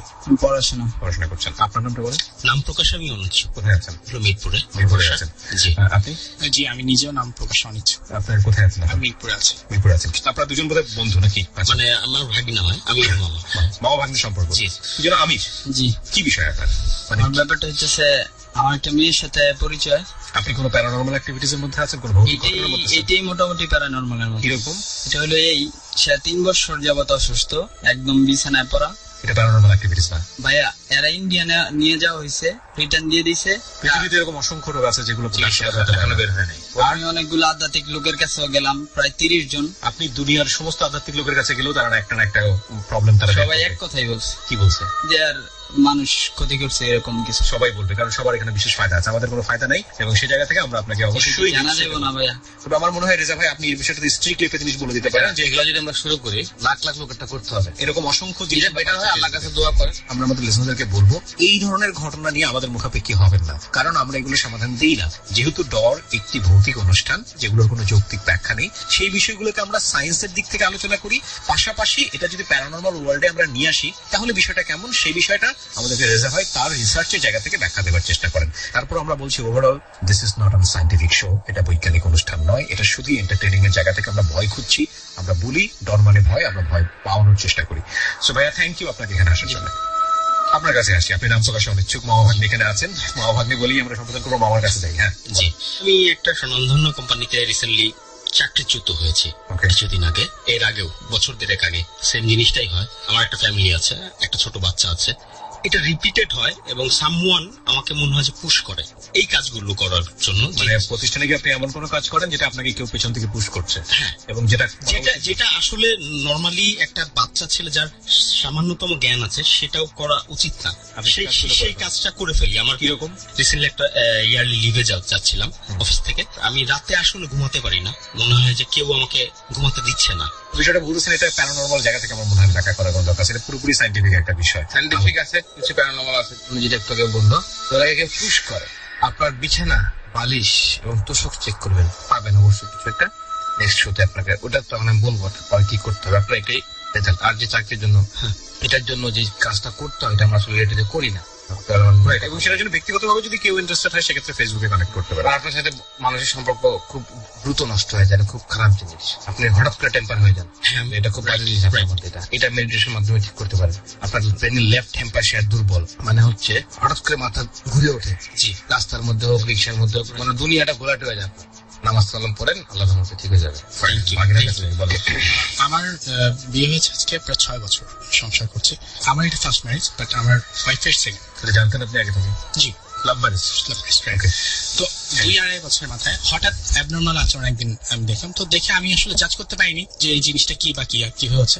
যখন রিয়াকশনটা একটু নেগেটিভ তখন আমি নক করলাম। তখন আমাকেও যে অ্যাটাক করার জন্য একটা চেষ্টা করা হলো। বুঝি অ্যাটাক করছে আপনাকে? তখন ওয়াইফ আমাকে অ্যাটাক করে। উনি হয়তো অ্যাটাক করতে গেছে, দেখছো উল্টো তার। আমি যখন নক করতে গেলাম তখন নক মানে তো মানে কি হয়েছে বুঝাও, কি হলো তোমার? একটা গোগো শব্দ হচ্ছে। ওকে, তখন আমি ঘুমের মধ্যে নাকি নরমালি? এটা একদম নরমালি। যখন এইটা থেকে রিলিফ হলো আফটার 10 মিনিট, তখন আমাকে বলছে যে কর্নারে, আলমিরার কর্নারে। তখনও আসলে ব্যাপারটা বুঝে উঠি নাই যে আসলে কি, তুমি বুঝতে পারতেছো না, এটা ভীষণ রকমের অড দেখতে, পিচাসিনীর মতো। পরে যখন এটা আমি বুঝতে পারলাম, তখন আমরা আসলে অনেকভাবে ট্রাই করলাম এটা থেকে রিলিফ করা। ইভেন এমন হচ্ছে যে আমি একদিন চুল আঁচড়াচ্ছি, আমার হাতে চুল চলে আসছে। কিসের চুল? আমার ওয়াইফের চুল। তো চুল আসতে তো চুল আসবে, এটা একদম কেটে দিলে যেভাবে একদম চলে আসে, ওই এক গাছা চুল হাতে চলে আসছে। আবার এমন হচ্ছে যে যখন ঘরে সবকিছু অফ, হঠাৎ করে দেখছি যে ওখানে আগুন চলতেছে, 10 মিনিট আগে ওখানে অফ করে আসছে। মানে ইউ আর ড্যাম শিওর যে আপনি অফ করেছেন? Damn sure. তো তারপরে আম্মা পরে বললো যে পরিচিত রিলেটিভস আছে, উনি এইগুলো করে, তুমি একটু ওনার কাছে যাও। মাঝপথে যখন নিয়ে গেলাম, গাড়ির মধ্যে এরকম একটা অ্যাটাক হলো যে আমরা কোনোভাবেই তাকে কন্ট্রোল করতে পারছি না, মানে বুঝতে পারছি কোথাও যাচ্ছে। তো পরে আমরা চাচা বলি ওনাকে, উনি বসে খুব শান্ত ভাবে, লাইক ওই যে মরিচ ঝাড়ু এরকম যে এগুলো দেখ, ওরকম না, খুবই পোলাইটলি কথা বলে ঠান্ডা ভাবে আনলো। তখন যখন আনলো, তখন আমরা আসলে অ্যাস্ট্রোনাইজ যে জিন আসলো। হ্যাঁ, চলে আসছে। জি, আমার ওয়াইফের ভিতরে আসছে। কি করতেছিল? সে আসন গেড়ে যেভাবে বসে হয়ে বসলো, চাচাকে বললো যে কেন ডাকছেন বা কি আসলে, যে কেন, প্রবলেমটা কি? বলছে আমি এর সাথে থাকতে দিব না। আপনার সঙ্গে থাকতে দিবে না? আমি থাকতে দিব না, তো আমি চাচ্ছি যে সেপারেট হোক। রোজার দিন ছিল, এবং সবচেয়ে বড় কথা ভাইয়া, আমরা তখন এখানে কিন্তু 2 জন প্রেজেন্ট ছিল, মানে এট এ টাইম 2টা অ্যাটাক হয়েছে। যেটা চাচা আমাদেরকে কনফার্ম করছিল যে একজন হচ্ছে যেটাকে বলে আমরা পিচাস বা এই টাইপের মেয়ে, আরেকটা হচ্ছে ছেলে। সামহাও কাকা ম্যানেজ করে বলে যে তোমরা এইভাবে একদম পোলাইটলি প্রায় 4-5 ঘন্টা বাইরে রোটেশন, মানে হচ্ছে সেন্সলেস হয়ে যাচ্ছে, আবার ডাকতেছে। তো শরীরেও তো একটা ব্যাপার আছে নেয়ার। একটা টাইমে চাচার পাশের ওখানে একটা ঝিল আছে, ওখানে টেনে নিয়ে গেল, মানে হুট করে দেখলাম যে দৌড় দিয়ে ওটার মধ্যে ফেলে দিল। মানে আপনার ওয়াইফ কি হাইটে গেছে নাকি ছেঁচড়ায় নিয়ে গেছে? মানে ছেঁচড়ায় নিয়ে গেছে। আপনি দেখছেন সরাসরি? আমরা ওখানে বসা, আর এবং পাটাও যে চলতেছিল এটাও আমরা দেখতেছি, বাট নিজের ইচ্ছা থেকে একটা ব্যাপার আছে ওরকম না, মানে হেঁটেই গেছিল, হেঁটেই গেছে ভেতরে। হ্যাঁ, ওখানেই সবকিছু সেটেল হলো। কিছু ডিমান্ড ছিল, ওগুলো আমরা দিলাম। ডিমান্ড কি? মুরগি টুরগি এগুলো? রাইট, প্রায় 11টার মতো এটা আমরা দিছি। বাই দ্য ওয়ে, আপনি তো বিজ্ঞান বিলিভ করা মানুষ, এগুলো তো জীবনে কখনোই ওনার বউর সম্পর্ক খুবই মধুর সম্পর্ক। এটা না, ঠিক আছে, কিন্তু আপনি যে এই যে জিনিসগুলো আপনি দেখলেন নিজের চোখের সামনে, ইভেন আপনি আজকে যেখানে এসেছেন সেটাও পুরোপুরি অবৈজ্ঞানিক একটা অনুষ্ঠান, ম্যাক্সিমাম মানুষ আসে সমাধান নেবার জন্য রেজা ভাইয়ের কাছে। শিক্ষিত মানুষ, ভালো একটা কোম্পানিতে চাকরি করে না কেন, মানে রিজনটা কি, ওয়াই? আমিও আপনার মতো মানুষ, আমি এগুলো একদমই বিশ্বাস করি না। হ্যাঁ, প্রথম কথা হচ্ছে এটা, আমার সামনে ঘটে গেলেও আমি বিশ্বাস করবো না। কেউ যদি এসে দাঁড়াও থাকে, আমি এক অশরীরী আত্মা বিলিভ কর, তাও বিলিভ করবো না, আমি দ্যাট কাইন্ড অফ ম্যান। কিন্তু তারপরেও আপনি এখানে এসেছেন, রেজা ভাইয়ের কাছ থেকে কাউন্সিলিং নিতে এসেছেন, মানে কেন, ওয়াই? এই কারণে এসেছি যে এইটাকে প্রথমে আমি কোনোভাবেই বিলিভ নিজেও করতাম না। ইভেন সাইকিয়াট্রিস্টের কিন্তু আমি শরণাপন্ন হয়েছি বাংলাদেশে। জি, মহিলা সাইকিয়াট্রিস্ট। জি, আপনি বলেন তো উনি না এটা হ্যালুসিনেশন, যে কোনো ওষুধ দেন আপনাকে? দিয়েছিল, ডিপ্রেশনের ওষুধ দিয়েছিল। ডিপ্রেশনের ওষুধ দিয়েছিল। রেজা ভাই ভ্যাকসিন হয়ে যায়, দেখেন ভ্যাকসিন ডিপ্রেশন দিবে না, ঘুমের ওষুধ দিবে। ওনার কাছে যেটা হচ্ছে ডিপ্রেশন ওষুধ হচ্ছে, মানে নার্ভকে দুর্বল করার জন্য। এক্স্যাক্টলি। আর বেশিরভাগ বাংলাদেশে 100% দিবে ঘুমের ওষুধ। ঠিক আছে, আমার কথা হচ্ছে কি ভাইয়া, যে আপনি আমাকে সিমেন্স সেট দেখায় তো বলতে পারেন না এটা আইফোন। আমাকে আইফোন যখন আপনি বলবেন, আমাকে আইফোনই দেখাতে হবে। সো আমি যে জিনিসগুলো দেখে এসেছি ফিজিক্যালি, এবং আমি চোখে তো অবিশ্বাস করতে পারছি না। ফাইন, এই জায়গাটায় আমরা আমাদের এই প্রশ্নটা আমি কেন করেছিলাম ওনাকে, জানতে চাচ্ছি যে কুবরেজের ওই যে ওটা করার পরে মুরগি টুরগি কি হলো? তারপরে উনি চলে গেল। আচ্ছা, নিয়ার অ্যাবাউট 1 বছর পরে। 1 বছর কি নর্মাল ছিল? নর্মাল। 1 বছর পর আবার একদিন বাসায় এরকম হলো। আচ্ছা, হলো তো আমার ওয়াইফ কিন্তু আবার সে যতটুকু আমাকে সবসময় বলতো যে ওনার প্রেজেন্সটা ও বুঝতে পারে, মানে যাকে চালান করা হয়েছিল আমাদের এগেইনস্টে, ওনার প্রেজেন্সটা আমার ওয়াইফ বুঝতে পারে যে আসছে বা তো সে আমাকে বললো যে হ্যাঁ আসছে। এইটা অনেক রাতে, পরে সে নক করে ঢুকলো, নক করে কিছু একটা ফেলে দিল, এটা পেতো আওয়াজে আমি উঠে গেলাম। তখন আবার এসে বসলো যে আমি কোনো প্রবলেম করতে আসিনি, আসলে এই সলিউশন দিত। তো অনেস্টলি স্পিকিং, এটা আমার কাছে একটা সময় মনে হতে লাগলো যে অদৃশ্য একজন গার্ডিয়ান যে আমাকে গাইড করতেছে, যে তুমি নামাজ পড়ো, তুমি এই ওয়েতে থাকো, এই দোয়া পড়ো। গুড সাজেশন ছিল, অবশ্যই গুড সাজেশন ছিল। হঠাৎ করে ভ্যানিশ হয়ে গেল। এখন যেটা প্রবলেম হচ্ছে যে আমি গেস করতেছি লাস্ট 5 মান্থস আমি সেপারেট ফ্রম মাই ফ্যামিলি থেকে সেপারেট, আর ওয়াইফের সাথে সেপারেট। আচ্ছা, তো আমি যেটা গেস করছি যে পাস্ট যে রিজনটা বললাম, ভাইয়া যেটা বললেন যে এত গুড রিলেশন, খুবই ভালো সম্পর্ক ছিল। হ্যাঁ, খুবই ভালো, মানে এরকম হাজবেন্ড ওয়াইফ হয় না, কোনো হাজবেন্ড বলবো না সে সুখী মানুষ, তা আপনারা জিজ্ঞেস করলে আপনি তখন ওই সময় বলবেন আমি আপনি হ্যাপি হাজবেন্ড। অবভিয়াসলি হঠাৎ করে একদিন সিম্পল একটা কথা নিয়ে, জাস্ট সিম্পল, ইভেন ভাইয়া আমরা আমাদের ম্যারিড লাইফে কোনোদিন একজনকে বেয়াদব কথাটাও উচ্চারণ করিনি। সেটাই বললাম, একটা বিষয় নিয়ে আপনারা 5 মাস যাবত সেপারেট, কোনো যোগাযোগ হয়নি এর মধ্যে। আমি এখানে যে কথাটা বলতে চাচ্ছিলাম তখন সেটা হচ্ছে যে ওনাকে আমি যে প্রশ্নটা করি, খুব সায়েন্টিফিক একজন মানুষ, শিক্ষিত মানুষ, বড় কোম্পানিতে কাজ করেন, তারপরে এরকম একটা অনুষ্ঠানে কেন রেজার্ভে স্বর্ণপন্ন হয়েছেন। এই প্রশ্নটা এই কারণে করেছি যে আসলে আমাদের প্রত্যেকটা মানুষই, যতই আমরা সায়েন্টিফিক হই না কেন, যতই আমরা বৈজ্ঞানিক হই না কেন, জীবনের প্রয়োজনে বিভিন্ন বিষয় নিয়ে, বিভিন্ন সমস্যা নিয়ে বিভিন্ন রকমের সলিউশন খুঁজি। হ্যাঁ, এবং এটা বলা আসলে খুবই মুশকিল যে একজন মানুষ খুব বেশি হাইলি এডুকেটেড মানেই হচ্ছে সে ভৌতিক বিষয়গুলো বিশ্বাস করে না। আবার এটাও বলা খুব মুশকিল একজন মানুষের একেবারে শিক্ষা জ্ঞান নাই মানেই সে ভূতের বিশ্বাস করে। সো এই অনুষ্ঠানটি সব শ্রেণীর মানুষের জন্য, সেটাকে আমরা আজকে বুঝিয়ে দিয়েছি। একেবারে ছোট্ট একটা বাচ্চা আমরা গত এপিসোডে পেয়েছিলাম যে কথাই বলতে পারে না, 4 বছর বয়সে, সে এসে বলেছে তার সঙ্গে কি হচ্ছে, বিড়ালের এক পা দেখে সে মোটামুটি ভয় পেয়ে বাথরুম থেকে বের হয়ে এসছে। সো এই যে ব্যাপারগুলো, সেগুলো আপনি বিলিভ করেন আর নাই করেন, যেহেতু এতগুলো মানুষ বলছে, তবে কিছু না কিছু তো নিশ্চয়ই আছে, এইটা আপনাকে নিশ্চয়ই মানতে হবে। আরেকটা বিষয় কি বিলিভ না করার কারণ হচ্ছে তারা তো দেখে নাই, যেমন আমার একজন লোক বলছে তার বাচ্চাকে বিছানা থেকে কেউ একজন চেষ্টায় নিচে ফেলে দিচ্ছে, তো সরাসরি দেখছে যারা, তারা বিলিভ করতে বাধ্য। বিষয়টা এরকম, যারা দেখে নাই তাদের মনে একটু খুঁতখুত থাকে। আচ্ছা, তো রেজা ভাই আপনার কি বলার আছে ওনাকে? সব এখন ওনার কার্ড রিড করতে পারে, উনি লেট করে আসছে, অনেক দেরি হয়ে গেছে ওনার আসতে, 5 মাস অনেক লেট। হ্যাঁ, অনেক দেরি হয়ে গেছে। কার্ডটা দেখে বলতে পারছিলেন যে সম্পর্কটা রিবিল্ড করুক, উনি আবার আনতে চায়, কিন্তু একটা হাজবেন্ড নর্মালি আনতে চায় না। ওয়াইফ চলে গেলে, যে একটা মেয়ে একটু আগে বললো আমি চাই না আমার জামাই ফেরত আসুক, ওনার কেসটা পুরো ভিন্ন। আচ্ছা ঠিক আছে, তো এই ভিন্ন বিষয় হলে আপনি তাকে পার্সোনালি কথা বলতে পারেন, পার্সোনালি কাউন্সিলিং চলে যাবো। রেডিওতে আমি আপনাকে অবশ্যই ইন্সপায়ার করবো না, 1 আর 2 নম্বর যেটা, সেটা হচ্ছে যে আপনি আমাকে একটা জিনিস বলেন যে এই যে মুরগির ব্যাপারটা, মুরগির রক্ত দেওয়া, মুখ দেওয়া, তমুক দেওয়া, এইগুলোর সাথে জিনের আমি একটা কথা বলি, আপনি বিশ্বাস করবেন মানে আপনার পুরোপুরি আপনার বিষয়। আমি একটা কথা আগে বলে নিই যে আমি কবিরাজ টাইপের না, দেখে রাখতেছে আমার। আমি যেটা করি প্রথমে বৈজ্ঞানিক ব্যাখ্যা দিই, তারপর আমি প্যারানর্মালটা যাই, এবং কেউ যদি আমাকে প্রুফ চায়, অনেকে চ্যালেঞ্জ করছে আমাকে ভাই এটা দেখান, আমি দেখাই দিই ইনস্ট্যান্ট। এবং যদি আমাকে আপনাদের যে লোয়ান ভাই ক্যান্সার করতে আমার হিপোটাস করে দেখান, আমি বলছি আপনার চেষ্টা করেন হিপোটাস না হওয়ার, আমি তাও করবো, দেখাই দিচ্ছি। তো আমারটা হচ্ছে প্রুফ সহ। আপনার সবচেয়ে বড় ভুল হচ্ছে কবিরাজের কাছে যাওয়া। যদি আপনার কবিরাজের কাছে না যাইতেন, ওই সময় আপনার ওয়াইফকে যদি আপনি নিজেই দোয়া কালাম করে ফু দিতেন, আজকে আপনার এই সেপারেশনটা হতো না। আপনার ওই কাজের জন্য আজকে আপনার সেপারেশন হয়েছে, এবং এটা জোড়া লাগানো অলমোস্ট ইম্পসিবল। ঝামেলাটা সেই করছে ঝামেলাটা। প্রিয় শ্রোতা, আমাদের এপিসোডটা এখানে শেষ হচ্ছে। অনেকগুলো কোশ্চেন রেখে ডিসকাশন তো চলতেই থাকবে রেজা ভাই, এবং আরেকটা বিষয় এখানে কাউন্সিলিং আসছেন। আরেকটা বিষয় আপনি কি লিসনারদেরকে বলবেন নাকি? না, লিসনারদেরকে বলবো। এটা আপনি তো হার্ট ব্রেক করিয়ে দিলেন for the first time in any kind of episode, any kind of history. Okay, বলেন, তারপর আপনাকে ফ্লোর। এটা হচ্ছে লাইক ইউ সো মাচ। এভাবে মানুষকে ধরে রাখা এটা যেন তোলা বিষয় না, এরকম একটা বিশ্ব বিষয় দিয়ে ভাই এটা দেখা যায় না। ওকে, এটা হয় আপনার ওই আপনার ওয়াইফের নাম কি? আর দিয়ে শুরু, টি দিয়ে কি নাম? আচ্ছা, নাম তুমি সরি, আপনার ওয়াইফের একটা নাম আছে যেটা আপনি জানেন না, যেটা আর দিয়ে শুরু হয়। যদি কখনো আবার আপনাদের মিলিত হয়, জিজ্ঞেস করে নেবেন। আর এটা আপনার ওয়াইফ জানে, ওই হাজবেন্ডটা জানে, বিয়ে আছে। যাই হোক, আমি কাহিনীতে আসি। সেটা হচ্ছে ওই মহিলার জামাইটা ওই লোকটার কাছে গেছিল, যে লোকটার কাছে আপনারা গেছেন মুরগি দিয়ে আসে, অনেকগুলো মুরগি দিয়ে আসে। ওই লোকটাই আবার আপনার চিকিৎসা করছে, সে 2 দিক থেকে পয়সা গেছে, 2 দিক থেকে সে বেনিফিটেড হয়েছে।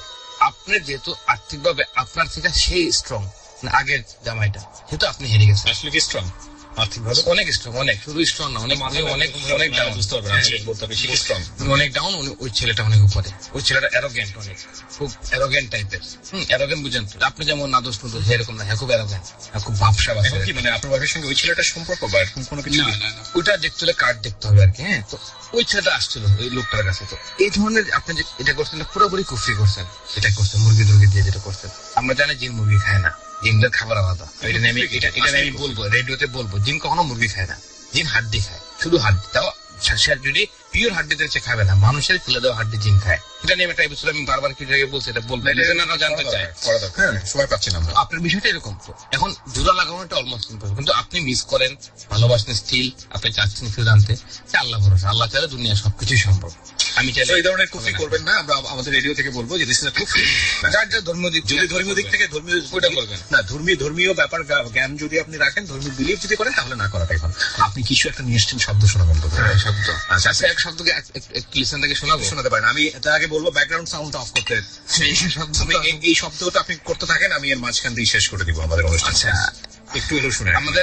আমার রেডিওতে মাঝে মধ্যে আমি আপনাকে প্রোডাক্ট এই সাউন্ড আমি আমার হাত দিয়ে করতে পারি, কারণ আমি একবার ট্রাই করছিলাম। এটা আসলে তেমন কিছু না, অনেকেই বুঝতে পারবেন এটা আসলে ভয় দেখানোর মতো কিছু না। এটা কোন পার্ট? এই পার্ট সাউন্ডটা আমি একটু মানুষকে চাচ্ছি ঘুরুক, রেডিও সাউন্ডটা ঘুরুক। আপনি করেন, আপনার এই সাউন্ডটা এটা একটু বুদ্ধরা ইউজ করে না? বুদ্ধরা ইউজ করে মেডিটেশনের জন্য, রেকির জন্য ইউজ করে। এই সাউন্ডটা আপনারা শুনবেন, এটা হচ্ছে হিপনোটাইজের আগের সাউন্ড। হিপনোটাইজ করার জন্য সাউন্ড ইউজ করা হয়।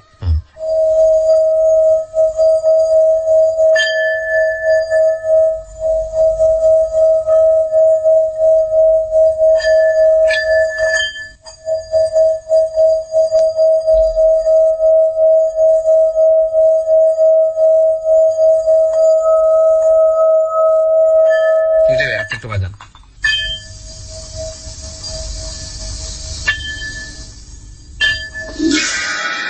ওকে, এই সাউন্ড এবং এটার ব্যাখ্যা আমরা একটা সময় আমাদের অনুষ্ঠানে দিব, এবং এই সাউন্ডটা সম্পর্কে অনেকে হয়তো পরিচিত হবেন। বাট এটা কখনো কখনো অনেক বেশি কাজে লাগে। বাট কি কাজে লাগে সেটা রেজা ভাই বলবেন তার জায়গাটা থেকে। আজকের মতো এখানে আমরা শেষ করতে চাই। সবসময় একটা কথা বলি, পুরো দুনিয়াটাই আসলে মিস্টেরিয়াস। যদি আপনি মিস্টেরিয়াস, আপনার জায়গা থেকে আপনার দৃষ্টিকোণ যদি মিস্টেরিয়াস হয়, দুনিয়াটা আসলে সেরকমই যেরকম ভাবে আপনি চিন্তা করবেন। আমরা অবশ্যই বলবো এই শোটা সম্পূর্ণ এন্টারটেইনিং এর জন্য। এই শো কোনো ঘটনা দ্বারা, রেজা ভাইয়ের কোনো বিষয় দ্বারা আপনারা ব্যক্তিগতভাবে ইন্সপায়ার হয়ে কোনো কিছু প্র্যাকটিসে যাবেন না, এমন কিছু করবেন না যেটা অবৈজ্ঞানিক। বিজ্ঞানের সাথে থাকুন, বিজ্ঞানকে ভালোবাসুন, সবকিছু বিজ্ঞান সিদ্ধভাবে খোঁজার চেষ্টা করুন, এবং এই ঘটনাগুলো যেগুলো ঘটে যাচ্ছে আমাদের প্রত্যেক জীবনে সেগুলোকে চ্যালেঞ্জ করুন। এগুলোর বিজ্ঞান সিদ্ধ উত্তর খোঁজাটাই আমাদের মূল প্রচেষ্টা, যেটা রেজা ভাই সবসময় তার নিজের জায়গাটি থেকে করেন। আর সবচেয়ে বড় কথা হচ্ছে কি, একটা জিনিসকে পুরোপুরি জানার জন্য তার পজিটিভ নেগেটিভ দুটো জানাটাই প্রয়োজন। সুতরাং আমরা বলবো যে আমরা বিজ্ঞানকে জানার চেষ্টা করি, পাশাপাশি প্যারানর্মাল অ্যাক্টিভিটিস এগুলো আমরা স্টাডি করি এই কারণে যে এগুলো অনেক বেশি মিস্টেরিয়াস, এবং যেহেতু ভয়ের একটা টেস্ট সবাই পেতে চায়, সে কারণে আমরা এন্টারটেইনিং এর জায়গাটা থেকে এই বিষয়গুলোকে এভাবে আপনাদের সামনে প্রেজেন্ট করছি। So don't believe us, don't practice this, এবং সবাই সবসময় ভালো থাকুন। আজকের মতো শুভরাত্রি। This track was downloaded from FusionBD.com. সবসময় ভালো থাকুন। আজকের মতো শুভরাত্রি। This track was downloaded from FusionBD.com.